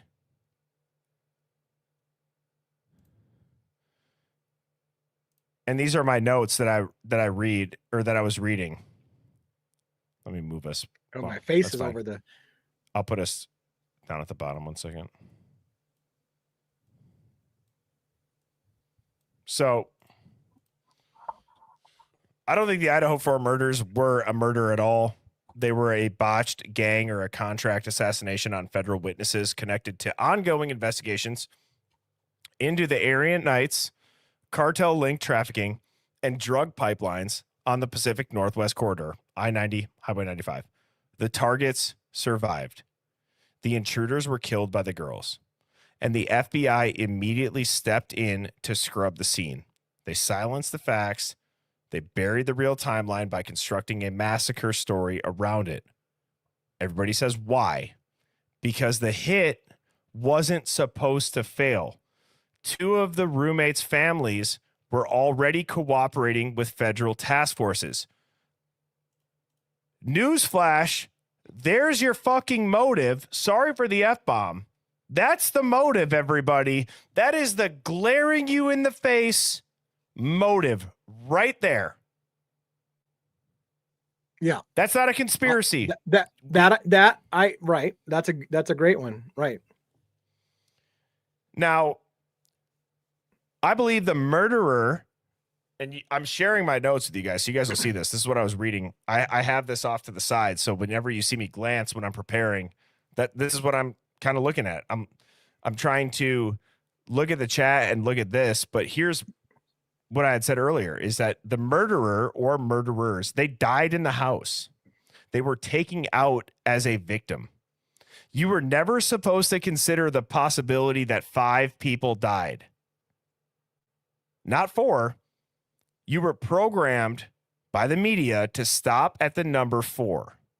Idaho 4. 4 people, right? It's all in your face. But what if this entire case is a post-death narrative construction to hide the fact that the killer never left because they never survived? What if 2 roommates lived and the 2 intruders died? Why keep the Brian Koberger narrative going? Were those 2 a part of a group being investigated? Have you ever heard of the phrase, dead men tell no tales? But in this case, the dead killers were the most convenient tale possible. The 5th or 6th body in the house, it was removed. It was cataloged, though, as a victim. Later to disappear into a hospital, a morgue, or a basement because it was never supposed to be found. Why? Because the killer wasn't a lone wolf who fled. They were killed by somebody inside that house. And then it comes back to, I think that law enforcement didn't arrest a killer. They activated a patsy. Everything that came after, meaning the clean timeline, Brian Koberger's footage, the tight affidavit, it was just a mask slapped on the corpse of a failed op. And ultimately, someone inside the house killed the 2 attackers. The only way to keep the larger op from collapsing was to erase those deaths. You insert a fake narrative. If no one died who was supposed to, and the real story is that the roommates survived because they killed the attackers, then the Idaho 4 case isn't a murder case. It is a blown assassination, federal cover operation, and a public misdirection ritual built to smother the real operation. Everybody read that, because that sums up every damn thing that we have looked at. And I haven't been looking at the chat, so I don't know if people are clowning me or if they're agreeing with me, but I believe this to my core, everybody. I think that the girls got them. And I think that they had to be protected. And so to protect them in the public's eye, and then to give the public closure, Brian Koberger got activated and they, quote, died in the public. And people saying plausible or whatever it is, I'm like, well, what the else would it be at this point? I'm serious. What else would it be? It can't be Brian Koberger. It can't be. People say, well, that would take so many people. Imagine a frat of a bunch of testosterone-filled 20-year-old kids. Imagine a bunch of sorority girls, mean girls, talking. Dude, this had to have been people in that organization failed killing them. I don't know. It's a new theory, so I'm not surprised. Look, Hive, what I was just saying earlier by giving everybody props, that everybody that's been here with me when we look through every angle, every time I drop a new angle, this happens. It takes a little bit. Which, by the way, I can announce this, which is really cool. I got permission to announce this, DA. You know this. Oh, yeah. Yeah. Do you guys remember the Fox Hollows farm murders that was on Hulu? This is exciting shit. The director of ABC called me today. All I can say is that they're going back to look at Rob Graves. Quote. And all I can say is that I was asked to send all of those conspiracy theorist TikToks where I called Jeff Jellison's ass and said, I think this dude is Herb Baumeister. And they said, we're going back to look. And so I had that call today. So when I say this crazy shit, right, I do wonder, does it just take a little bit of time to marinate?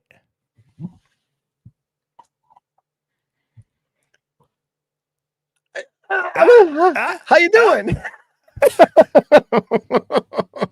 Congratulations, by the way, on getting noticed by that is enormous, and I'm so happy for you, man. Yeah, thank really you. So happy. Yeah, it's a great. I hope that that's an amazing thing. I can't see how it can't be a great thing. So it's great. It's super. Yeah, thank you. I was telling you on the phone. I go, my email back to them was, what light is this going to be framed in? when you say you're going back, like. And you want to use social media people that said conspiracies about it. But in this case, the email I got back was, I think you're going to really like how we use it. So remember this, though, Birdie. Birdie, I love you. Remember this, though. Get it in fucking writing. Oh, it's in writing. Yeah, we'll okay, be good. Good. Okay, we'll be good. It's always interesting whenever that happens because I was talking to Mrs. Birdie about that. I'm like, it's so funny because whenever I release that, like whenever I would like theorize, so pretty much what I would do back in the day on TikTok is for the week or whatever, however long it would take me, I would theorize and then I would just blurt it out into a minute and a half of TikTok, right? You know what I'm saying? Yeah. And I would just make sure that it sounded good or whatever. Right. A lot of people might think that that's just a hot take. Like I would think through like, I have to say this or I got to rearrange that. Not that it's a bunch of editing. It's very authentic. But every single time, actually on my Brian Laundrie TikTok, which launched my profile, by the way, my first comment on it, do you want to know what it said? Yeah, I do. Yeah. It said, don't quit your day job. Isn't that funny? Which, by the way, I do still have a day job, so it's kind of fucking funny.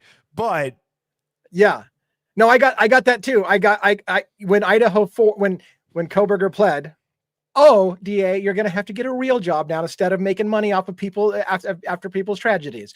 So I got a lot of that as well. You know, go get a real job, quit making money off of bullshit, all that stuff. But yeah, so if you guys want to watch it, here is what it is on Hulu.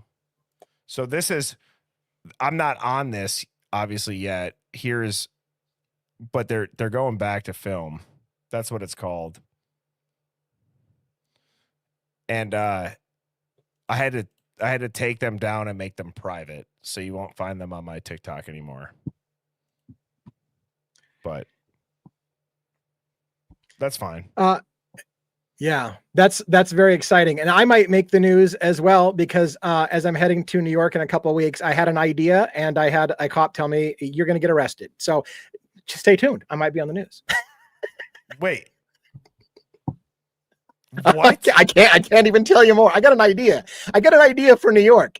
And I was like, hey, I asked a particular law enforcement guy, hey, what if I do this? Like, what's the law against that? And they're like, well, I don't know that there's a law against it, but you're going to get arrested. And then I'm like, well, wait a minute. I mean, if there's no law against it, what happens if I do? Am I being detained? That's what I would say. Am I being detained? So yeah, no, I love it, man. I love it. I think I can't say anymore. People know how I feel about you. I hope the best works out. I think that's a great opportunity with that Fox Hollow thing. Is going to be amazing. And keep doing these kind of things, because this is what's getting you noticed. And these kind of things are amazing. And you can get people to talk about stuff. And it's just it's a gift. It's really cool. Just Well, I don't appreciate that. necessarily go down the rabbit hole every time. No. I'm going to go balls deep down that rabbit hole every time. I know. And here's what I'll say. Thank you, first of all, genuinely. Thank you to everybody in the Hive. Here's the thing. I'm not, it sounds so corny and cliche. I am not doing anything different. DA, when I talk to you on the phone, do I sound different than this? No. Anybody like Dawn, Robin, Dana, anybody that has talked to me in the chat, do I sound any different? And that's that's what if I ever lose that, I won't stream anymore. Yeah, and I just want to add something like that. I met a guy at CrimeCon, best compliment I've ever had in my life. He said, because he knew me from my channel. Hang on, sorry. Okay, yeah. Marianne,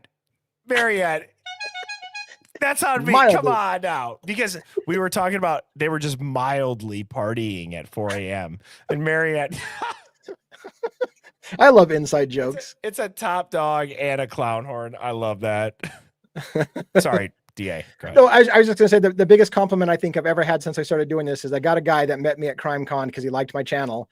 And he said to me, "You are exactly in person like you are on camera." And I said, that's the best thing you could ever say, because I don't want to come off as disingenuous and faking it and go, "Oh my God, you're nothing like you were on camera," kind of thing. I'm not faking this shit. This is me. And I think you're the same way. This is why you said, "Hey, when you talk to me outside of this, no, you're not any different."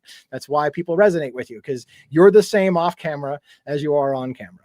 So anyways, enough of swinging off each other's dick. Geronimo. You know what's funny though is, just to finish this up, I would like to Hive, let me do a little bit of a poll here. Do you guys like these Friday night, late night, after hours type digs? Because this was one of the most fun streams that I think I've ever had. LA Mike thinks so. You just dropped some coin on you. Oh, nice. Bam! Type of one if you do, because this is fun. This is genuinely fun. And thank you, LA Mike. You the man. You were on fire. I should be paying you $20 right now. I'll send you that back. But we don't want to ask the question of, was DA the right guy to bring on for the Friday Night Live or not? You were fine, bro. You're fine. You were fine. But like, I guess, so to your point, the response that I got from you is expected. It's expected, right? Yeah. I think there is something to say about the fact that I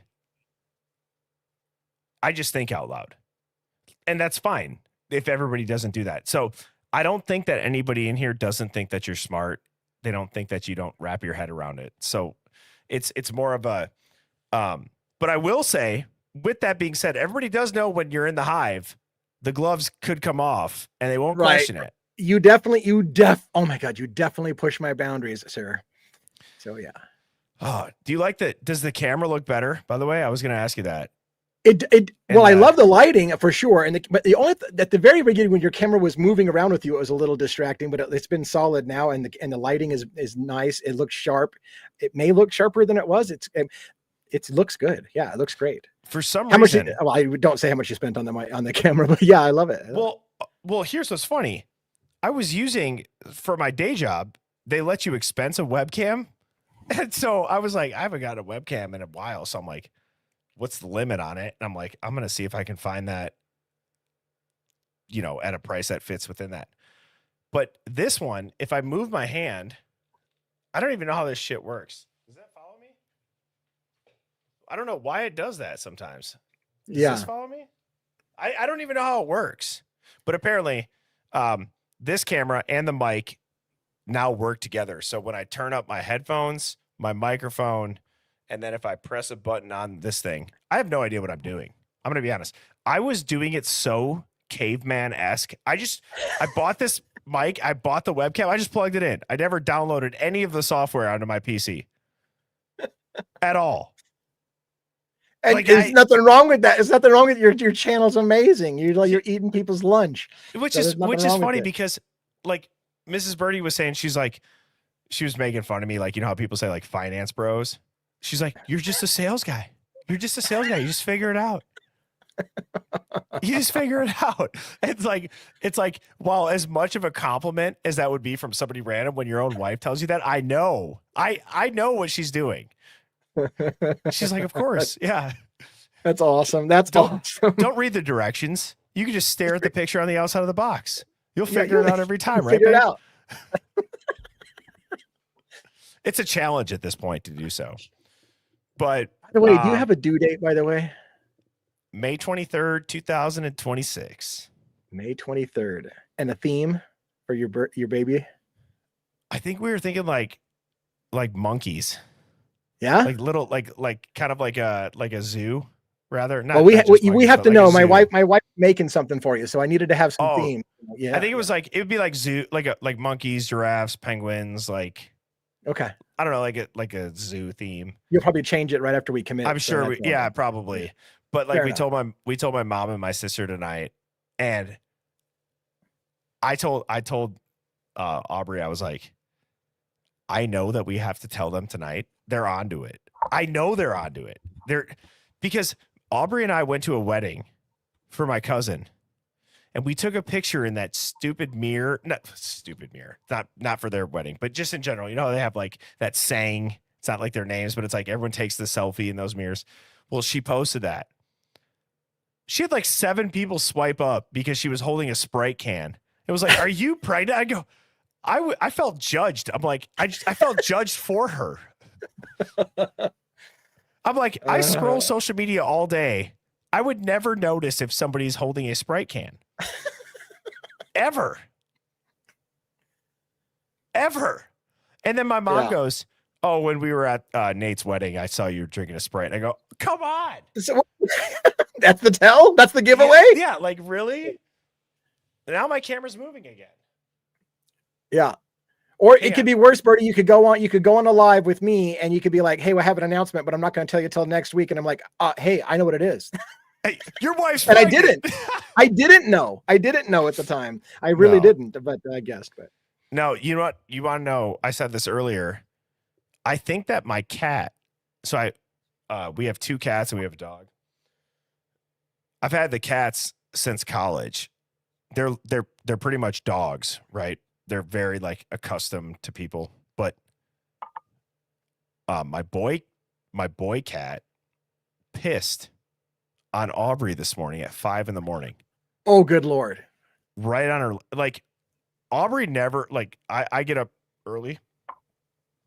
I don't know if I've ever been woken up in the 5 years that we've lived together ever like this. I thought somebody was in our house, DA.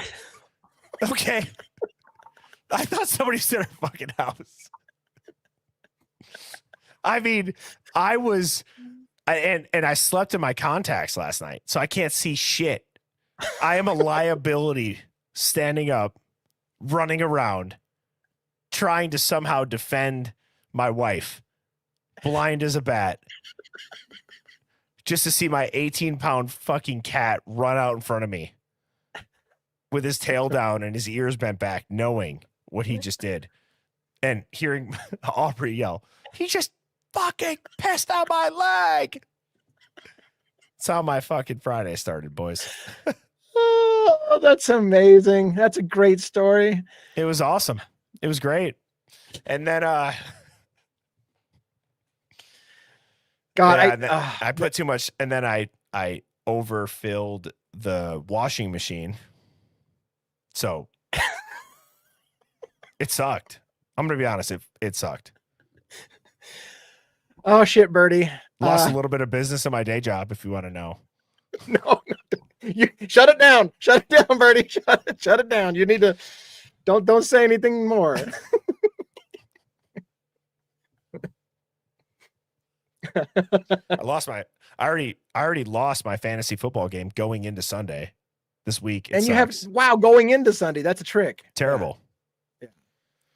Oh, DA. Oh well, shit. I'm glad that you called me up. I think, well, of course, I wasn't on for the full 3 hours, but I'm like looking at your time. I'm like, I think you've been going for 3 hours and 14 minutes, which I've never gone that long. But then again, I wasn't here for that whole time. That's what she said. It never lasts that long. That's beautiful. Right. At that point, yeah. Something's happening. Something's wrong. Nobody's enjoying it at that point. If you've had an erection for more than 3.5 hours, have you? Oh my gosh, what are we doing? We need to get off the air. They used to say 8, right? No, I swear those commercials used to say 8 hours. If you got to get a shot to keep an 8 hour. Well, okay, never mind. So I need to get off. Wait, how do you know that?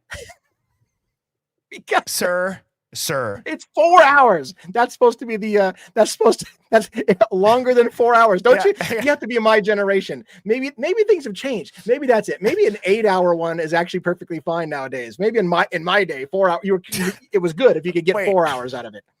There seem to be a lot of people that know it was 3 hours. No, it was 4 hours. It was 8. What I do know is that you can go to the doctor and you can get a shot and you can keep it for like 24 hours. I do know that. See, at that point, you can go get a shot. You got to walk. The doctor has to perform it. A nurse has to help, and the doctor performs it, and then you walk out stiff-legged, and you have yourself a 24-hour day. Hang on, that's like this show. You shut it down.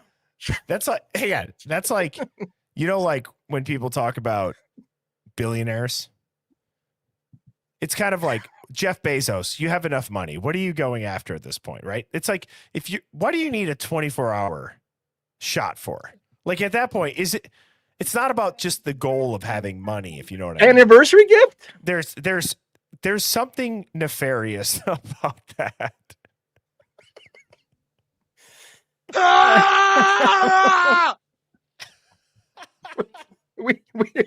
We definitely should wrap. I think I'm literally losing subscribers as I talk to you. No. You're good, brother. I'm gonna stay on for a little bit more. I'm gonna all right. Debrief with the Hive. Thank you for popping up, and I will see you Monday evening. Cheers, brother. Easy, man. Yep. Yeah. Peace. All right, Hive. That was fun. So, who here has been here for the 3 hours, 16 minutes, and 58 seconds? Type of 1. I'm having a blast. An absolute blast right now. Because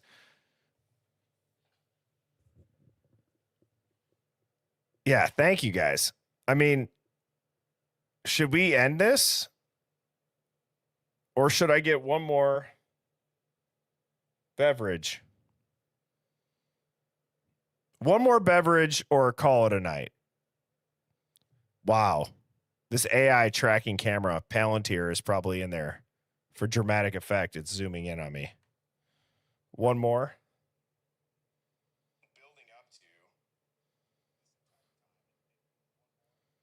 Keep on. Some people are saying, should I wait? Are you saying no? Like, don't do another one, or should I?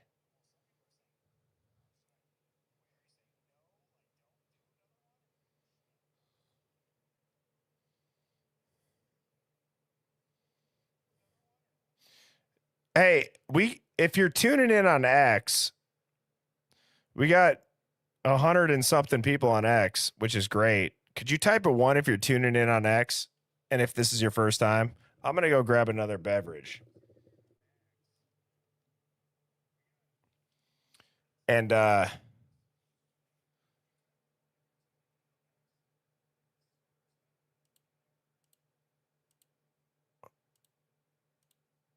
wait, that's not it.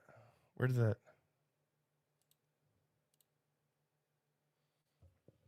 All right. I will be right back.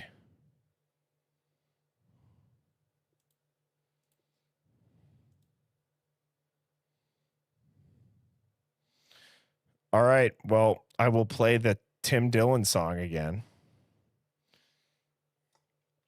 I'm going to go refill one of these things. Shout out to Carbless. Adam is the man. All right, BRB. Wait, how do I restart that?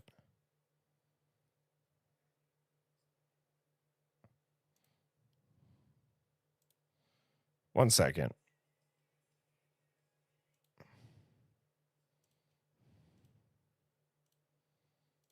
One second. Here we go.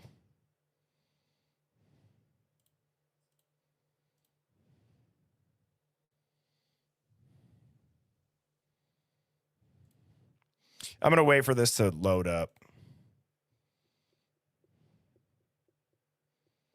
Shotgun. A shot.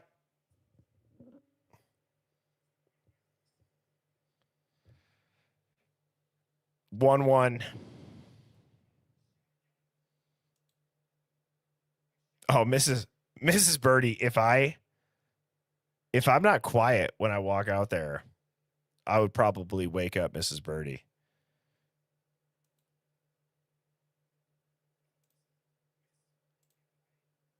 I'll do it. All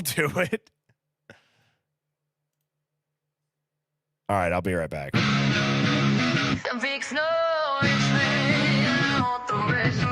It was normal, it was fine. Older folks got something out of it. The young people are getting nothing. Wait, you're lying to us and I can't own a house. I can barely have a job. Forced into the gig economy, I get to deliver burritos. I have to listen to this bullshit, pretend this is real. Can't afford frozen yogurt with my girlfriend. I have to go along with this horse shit with nothing and no money for it. If you're doing something, you wanna get something out of it. If you believe the bullshit on the news, you have to get a little bit out of it. What Americans got for many years was a patch of dirt, a little driveway, and a chance. We don't have any of that anymore. They've taken that all away from us. Patch of dirt, little driveway, a chance. Patch of dirt, little driveway, a chance. and they pushed us into the hellscape of rent that goes up every year, and the propaganda's getting worse. More disconnected from reality, more Orwellian. They're asking us to believe crazier and crazier things, while taking away the little bit most people have. People don't want to be billionaires. People want a house, a family, a little retirement plan, some money in the bank for an emergency. We want health care, a steady job, a community with people that share their values. We're getting none of that right now. We're getting none of that right now. Shut the fuck up or give it back right now. Patch of dirt, little driveway, a chance. We don't have any of that anymore. Patch of dirt, little driveway, a chance. They've taken that all away from us. House, family, plan, emergency, cash, healthcare, steady job, values that match. None of that now. We want relax. Give it back. Give it back. We're getting all of that. We're getting Kris Jenner's third head.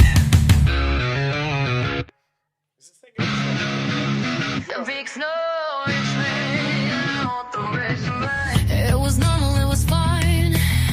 Older folks got something out of it. The young people are getting nothing. Wait, you're lying to us and I can't own a house. I can barely have a job. Forced into the gig economy, I get to deliver burritos. I have to listen to this bullshit, pretend this is real. Can't afford frozen yogurt with my girlfriend. I have to go along with this horse shit with nothing and no money for it. If you're doing something, you wanna get something out of it. If you believe the bullshit on the news, you have to get a little bit out of it. What Americans got for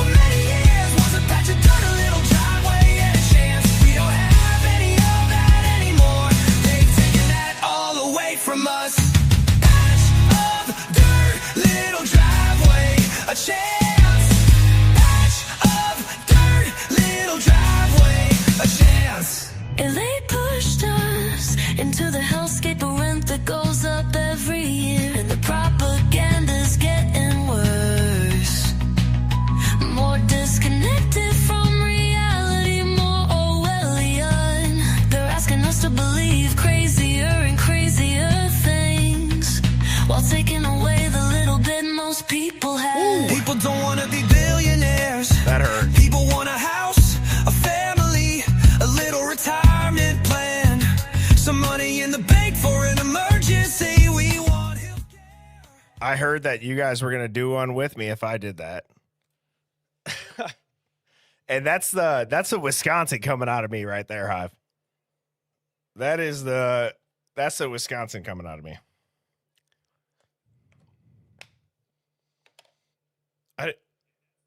I hope that this thing works still.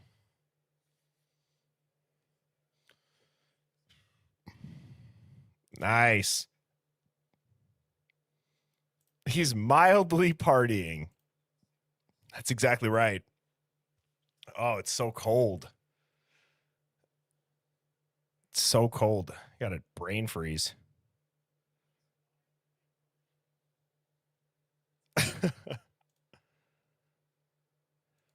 All right, hang on. Let me see. Why is this thing not following me?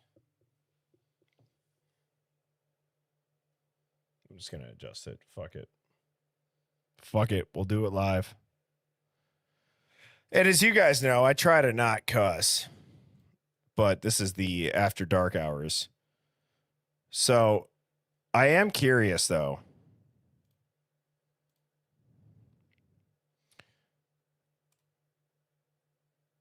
I am a little bit curious. Like, what did you, so I know that I called up DA. The reason why I did that was I wanted to have a different perspective on. Wait, you're telling me, hang on, Robin. You're telling me that shit followed me walking out the entire way, but it wouldn't. Wow. I might have to turn that feature off just in the future.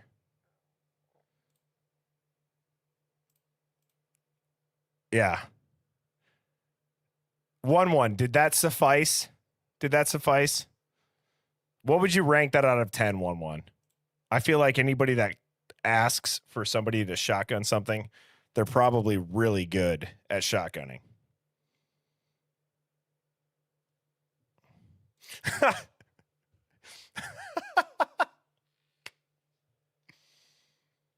That's hilarious.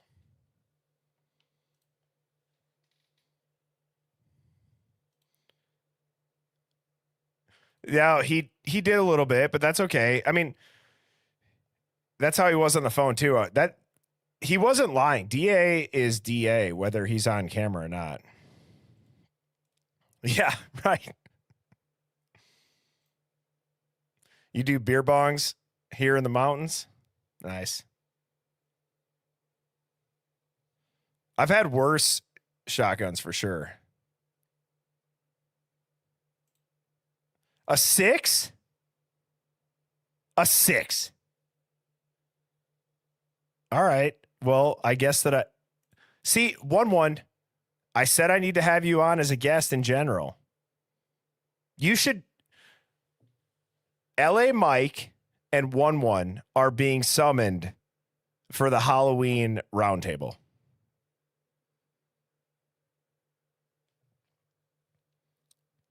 And then we need not so boring Betty Lou to complete that.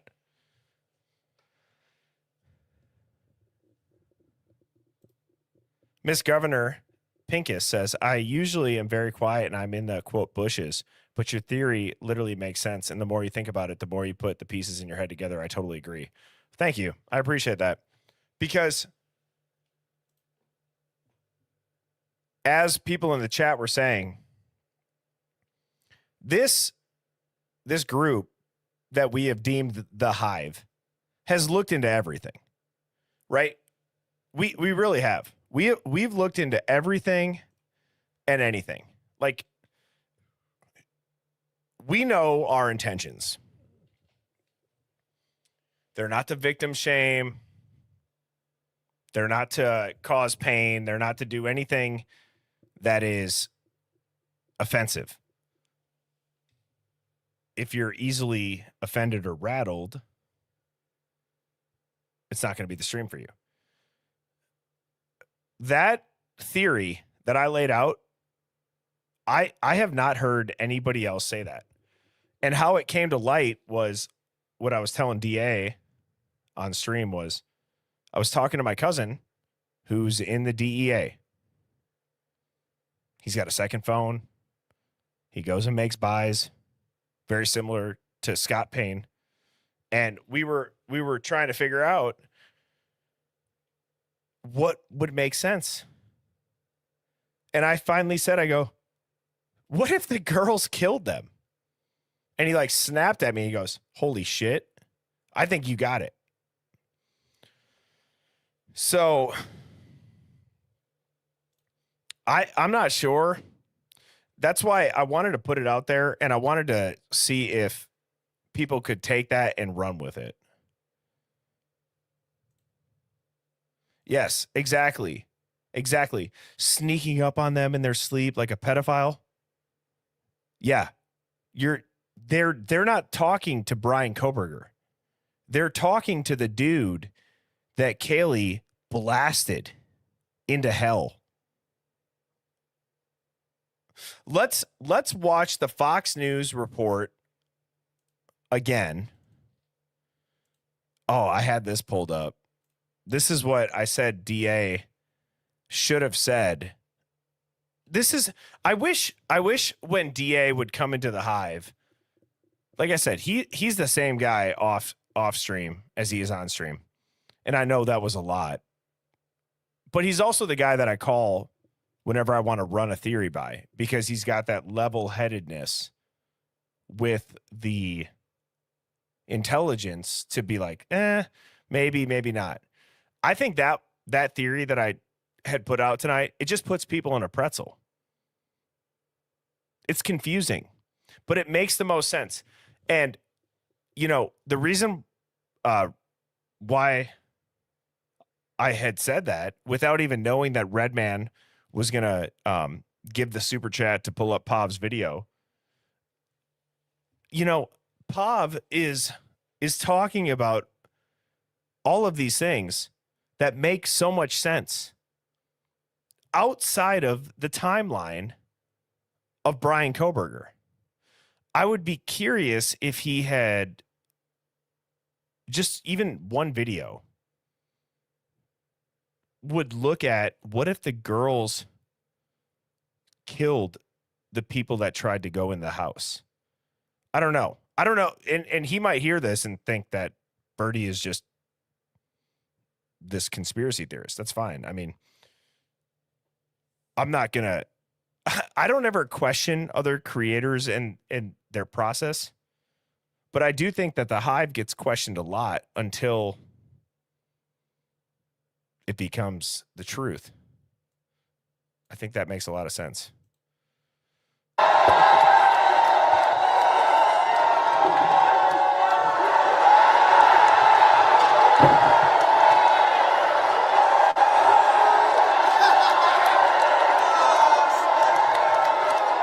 Sorry I'm late, I just don't give a fuck!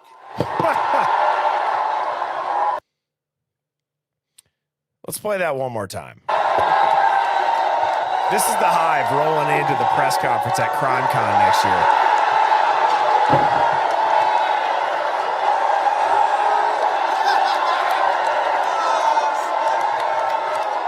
Sorry I'm late, I just don't give a fuck!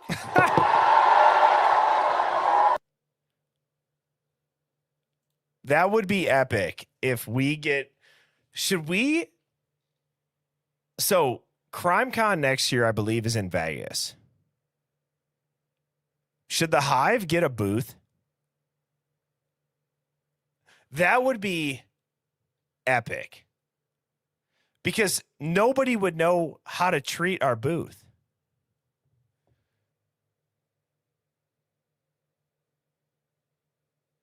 Maybe we should. Or we start our own convention.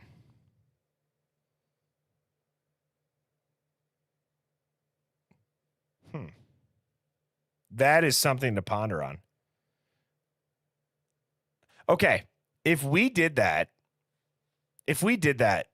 can I just say that all of us who most likely do not know each other in real life, it wouldn't even matter. We would get to Vegas, we would meet up, we'd go to CrimeCon, and then next thing you know, Amanda B from West Virginia is throwing down 1,200 on black on the roulette table. She hits 2,400. And we're going out and having a night on the town. That's what I think. That's the future of the Hive. That would be a lot of fun.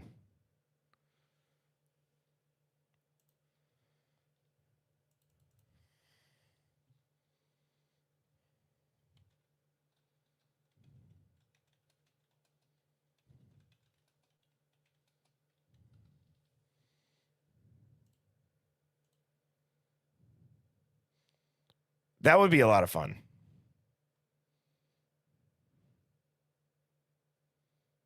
All right, let's rewatch this. Let's see if the theory that I laid out makes any more sense. I was also told from sources that are closer to an investigation, because there was a lot of roommates in there. And this was horrific for those roommates that were there as well. Absolutely. Yeah, absolutely. The preservation of this crime scene. Witnesses tell me that it may have well been preserved because the phone was passed around between one of the fraternity members and the girls. One of them unfortunately witnessed the death, the body there. Can you confirm that? We cannot actually. We know nothing about that whole phone call. We've asked, and it's, I mean, I know that a lot of people want to know, but that's just not our agenda. We just are like, somebody called 911, somebody was reported unconscious. We don't really know. I mean, we've heard so many different things and nothing has been clarified or been told to us at all. And I mean, I don't know if I personally have asked anything about that. I don't know if you have asked that, but we know that this is getting 3 weeks in and it's starting to get, we don't want it to go cold. We're reaching out. I've reached out to friends down in California today that have connections that we're hoping to raise some money to get a reward, to get a private investigator.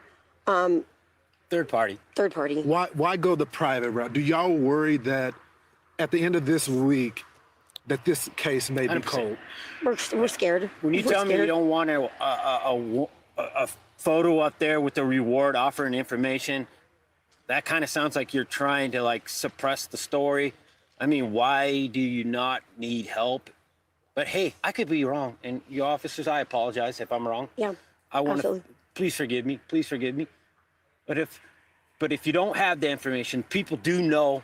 If they don't, then you know, the community, this is a community that is IT based. These guys live a digital footprint like we've never. All of us older people, we don't know how much that digital footprint could be helpful. So that's what we asked for.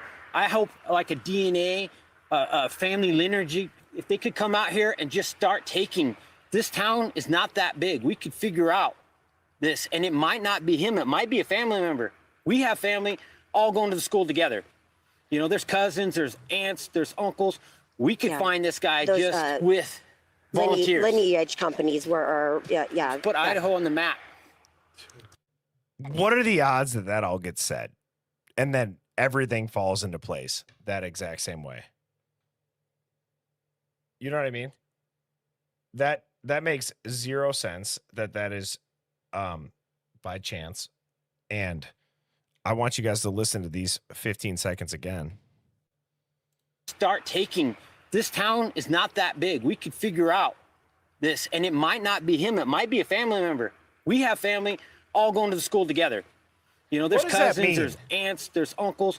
We could Yeah. find this guy Those, just with volunteers. lineage companies were, yeah. Put Idaho on the map.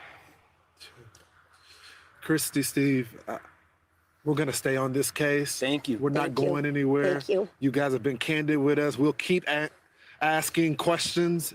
Any resource that we have available, our audience is praying for you guys. Thank you. Thank y'all. It was big for you guys to come back to Moscow tonight.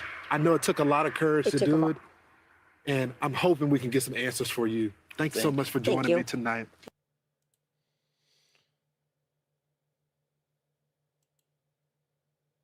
So hang on one second.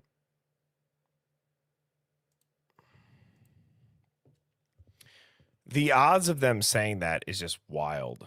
And I have this video here because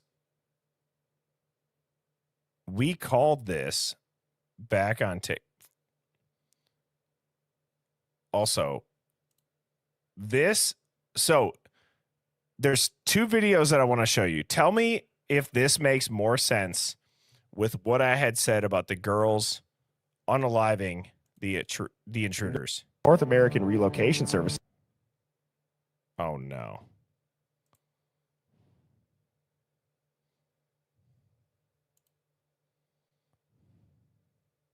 Parent company, it's North American Relocation Services. I looked into their parent company. It's SARVA, S-A-R-V-A.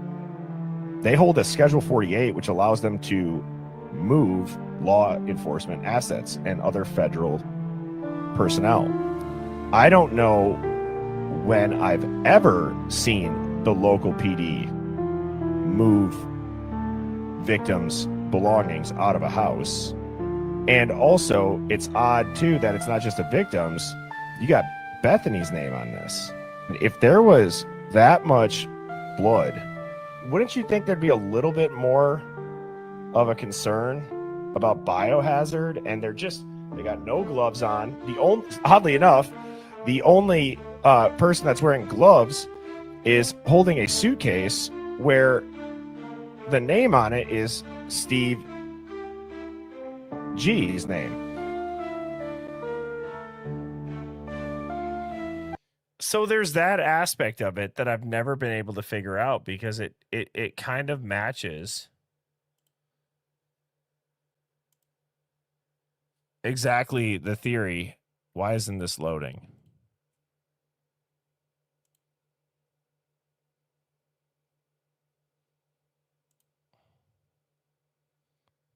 Okay.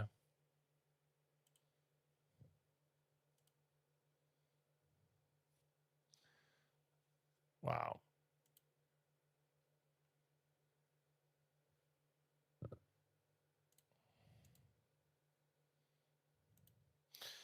I don't know what's going on with TikTok lately.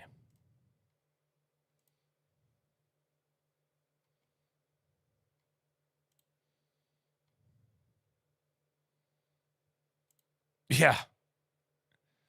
It might be.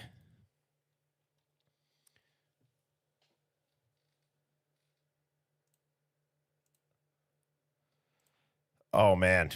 I got to be honest. That shotgun is it's creeping up on me.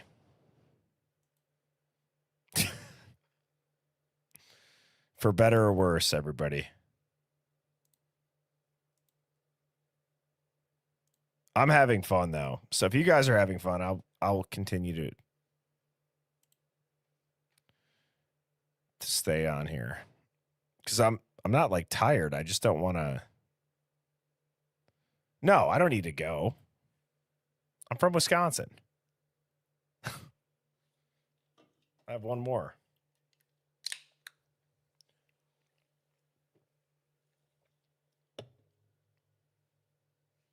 That was a little bit sloppy, but I'm not sloppy. I'll be all right. Yeah. That's on you, 1-1. I'm trying to find this damn TikTok and none of them are loading. Why?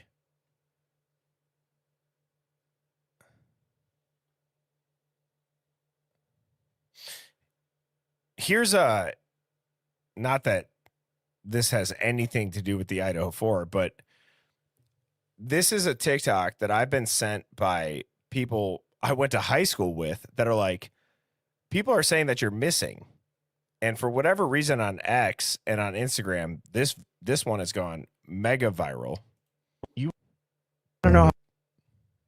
Why isn't it?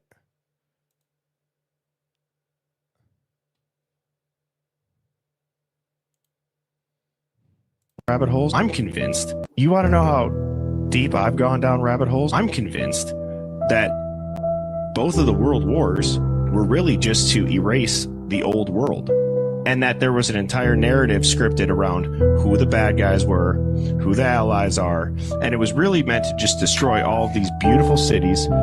They took out all of the bells. If you guys haven't looked into why there would be bells in public spaces and the healing properties and the harmonious properties that these churches and all the architecture was built in. Okay, it's sacred geometry, and it's not unrealistic that they started 2 world wars and put, at the time, our best men in every single country lined up across each other because they wanted to take out the most brave and quote-unquote prestigious men for every country, knowing that all of them would want to go to war. Oh, that's called Fox Hollow's Farm. Fox Hollow Farms.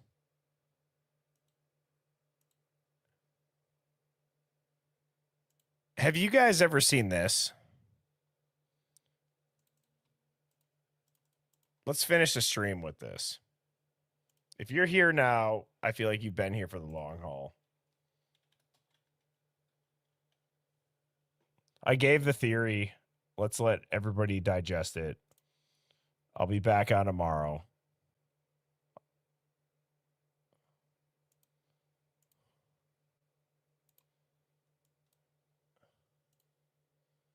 If you have not seen this, this is called the Hot Crazy Matrix. This is pretty funny. It might be more like male humor. I'm not sure if people are going to find this funny. Hopefully they do. Okay, so this is the universal hot crazy matrix. It's everything a young man needs to know about women. First of all, this is how I picture Moscow PD's. This is their morning meetings. What's happening right here? This is what they're doing. Okay, so this is the universal hot crazy matrix. It's everything a young man needs to know about women. I've developed this on my own over 46 years of living on the earth. So this is how it works.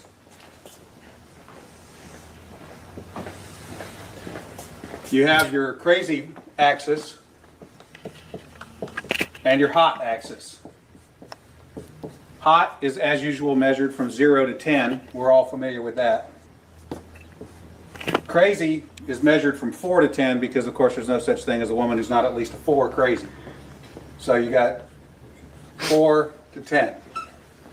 This is your hot crazy line right here. Very important that you keep in mind where the hot crazy line is. As a rule, this is your no-go zone. We do not hang around and date and marry women who are not, at least in our mind, a 5. So this is your no-go zone. You don't go here. We just rule this out. Life is better this way. That's the way it is. All right. Above a 5 and to about an 8 and below the crazy line, this is your fun zone. You can hang out here and meet these girls and spend time with them. That's your fun zone, but keep in mind when you're in the fun zone, you want to move out of the fun zone to a more permanent location. Okay? So that's the fun zone above a 5, hot, below an 8, hot, and below the crazy line. This means these are most of the time not crazy. Okay? Above the danger zone, above the crazy line, we have the danger zone. This is your redheads, your strippers, anyone named Tiffany. This is hairdressers. This is where your car gets keyed. You get a bunny in the pot. Your tires get slashed, and you wind up in jail. Now that we have some of the chart filled in, we got a couple more pieces to put in. But at this point, understand something.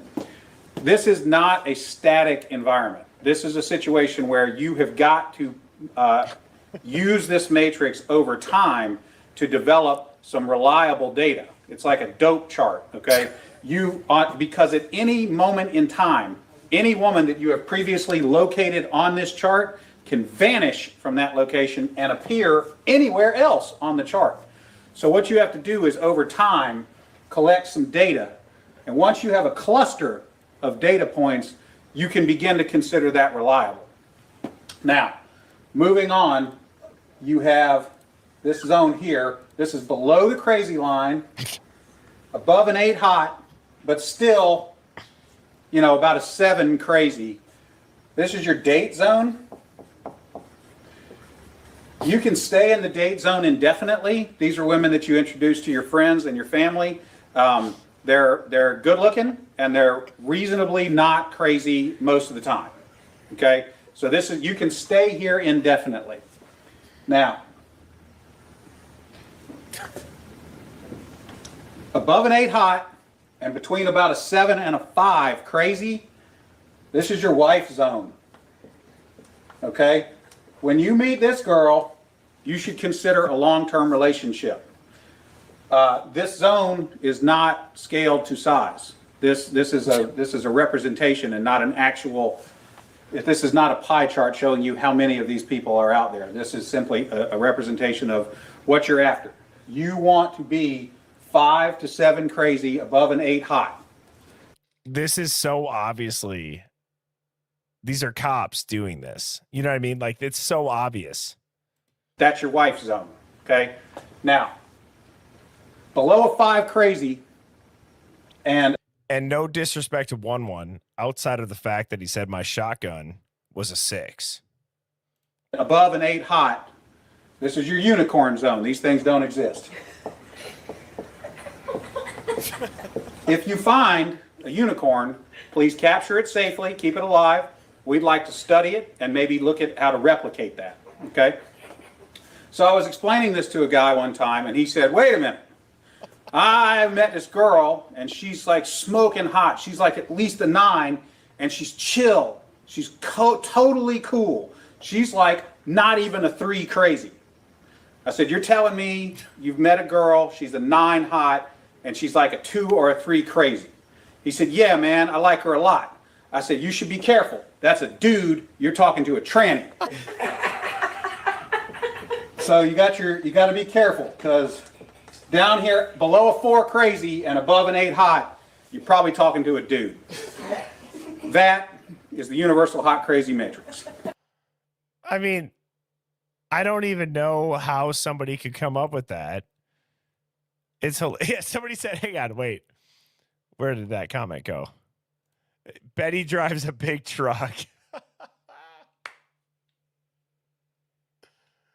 Oh, that's hilarious.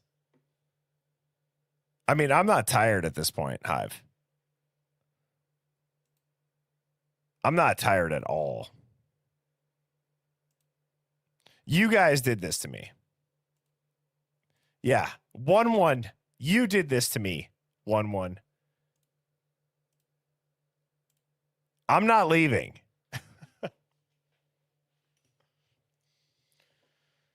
Oh, man. Well, at this point, I have no other content to talk about for the Idaho 4. However, I feel like we should all hang out. If you guys want to hang out, I will take any suggestion for a YouTube video to play right now. If not, I will probably continue to do this as soon as I turn off the stream and go back through. Exactly what I would be doing right now. Has anybody ever seen the cactus body slam?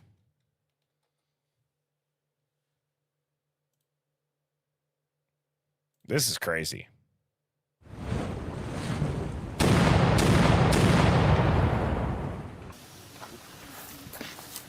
Hey guys, I'm Jeff Bill. First we gave you cactus hand grab, and now I present to you cactus body slam. Green means go.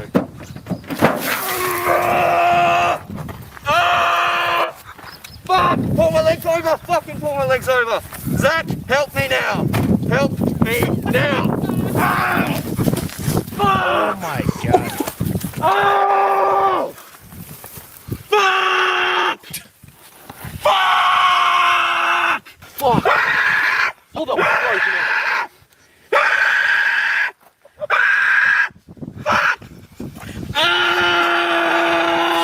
Oh, I'm going to sleep! I'm going to fucking sleep!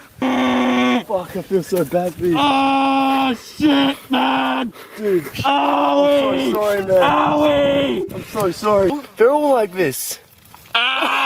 Dude, they're all like that. I went straight through the hand thing. It didn't even help. See that one there on the white? Ah! Oh, man, look. Oh! Out of his vein. Been shooting up, man. I said I'd do it, so I did it. There you go. It fucking hurts, man. It's not. It's fucked. Good times. Good times.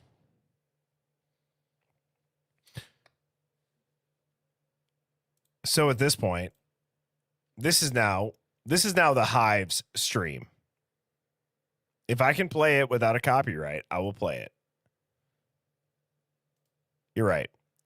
I'm going to go check on my wife. I will be right back. Please enjoy Tim Dillon's song for the third time.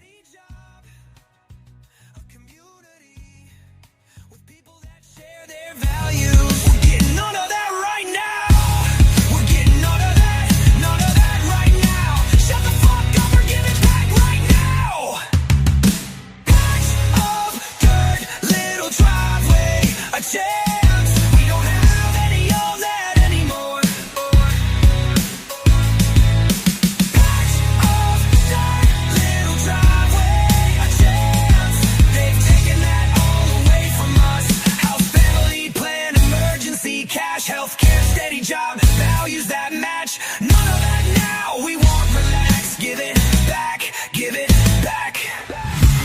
We're getting all of that. We're getting Kris Jenner's third head. Mrs. Birdie's fine. She's doing great. She looks like she's sound asleep.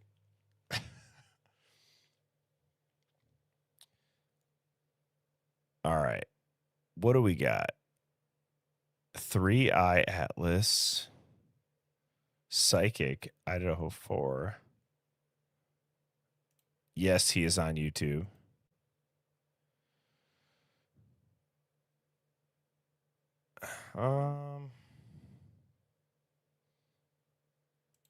So I'm going to be honest. I don't know what this stream has really turned into.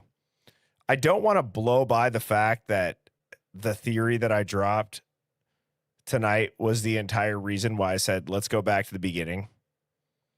So going back to the beginning, finding all of the articles and the news reports and all those rumors, because I had this feeling for a while we were going way down the wrong path.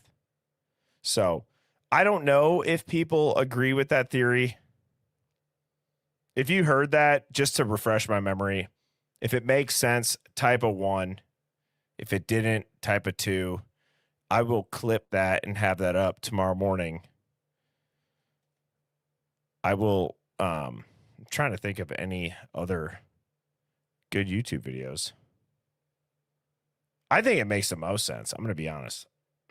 And I've said a lot of theories.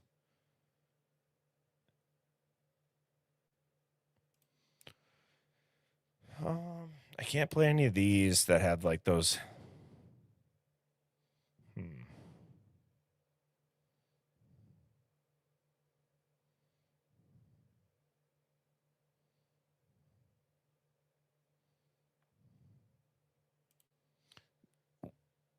The slap contest.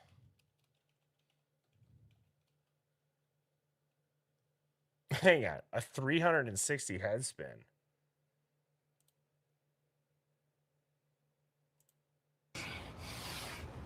Ooh. Ah! Let's go!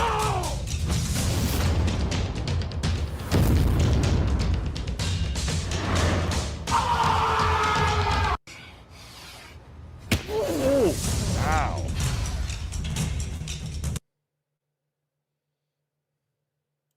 This looks good. Must measure. Measure.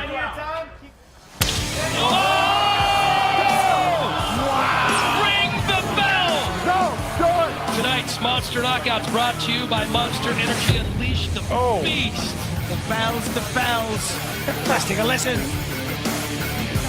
Oh my God! Ridiculous power, as I mentioned earlier. #1 in human force, #1 in impact power. Damien the Bell to Bell! Time to Kathy slap. One. Oh no! He's down, slapped to sleep. This is. I don't think he's getting. Oh no! It's over.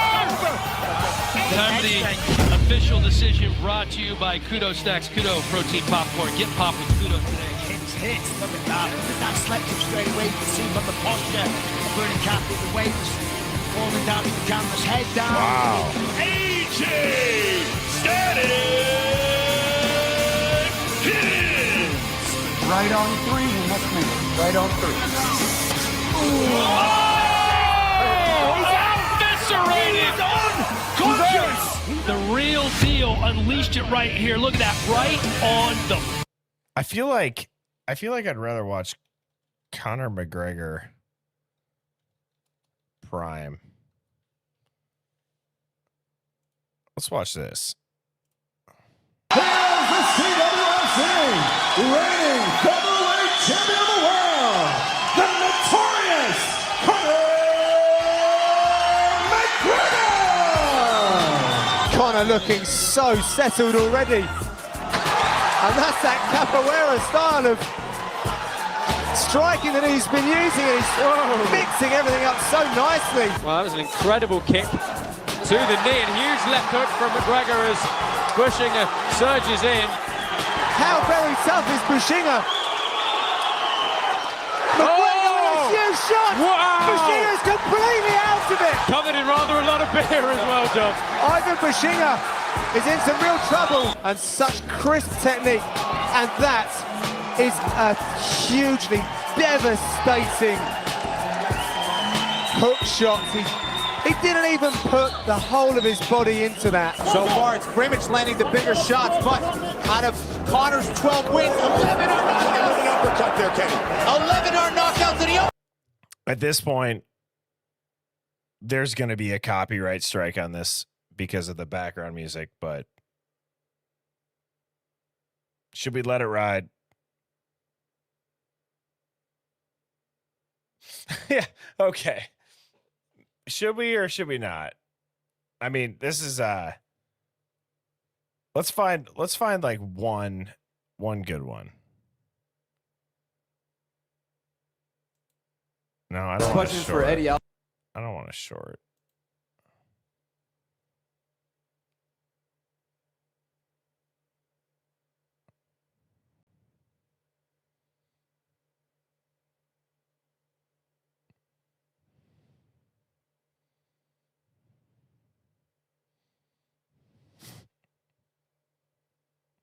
I feel like people either love or hate Shane Gillis, but this was a funny ass. Have a great day, gang. You too, hun. You wouldn't know it. Hang on. The Pillow Fight League? What is that? But a few months ago, anxiety and depression were ruining my life. I was struggling at work. Hey, you need something, bud? I was struggling as a father. Ah, come on, Andrew. You can't be bad at school and sports. And struggling as a husband. I'm so upset because my mom's doctor thinks that we should move her into an assisted living place. That's awesome. I was at a real low point. Yeah, I don't want to get a copyright strike. So, anyways, tonight was awesome. Thank you to everybody that stuck with me. I hope you all enjoyed that. It's been a while since we've done that, but that theory that I put out about the Idaho 4, I'm going to clip that. I will put that into a quick cut tomorrow at some point. And 1-1, thank you for just destroying me by making me shotgun that. But at the same time, I don't want to leave. I still have half of a drink.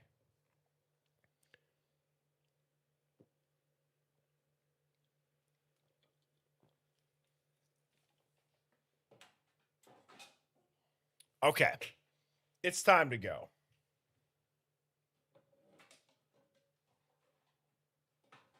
Get in there. All right. I hope everybody has a great night. Cheers, everybody.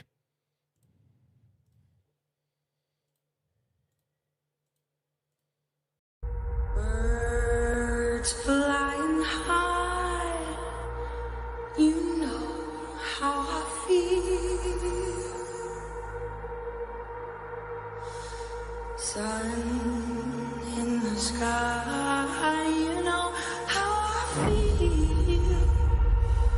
Breeze drifting on by, you know how I feel. It's a new dawn, it's a new day, it's a new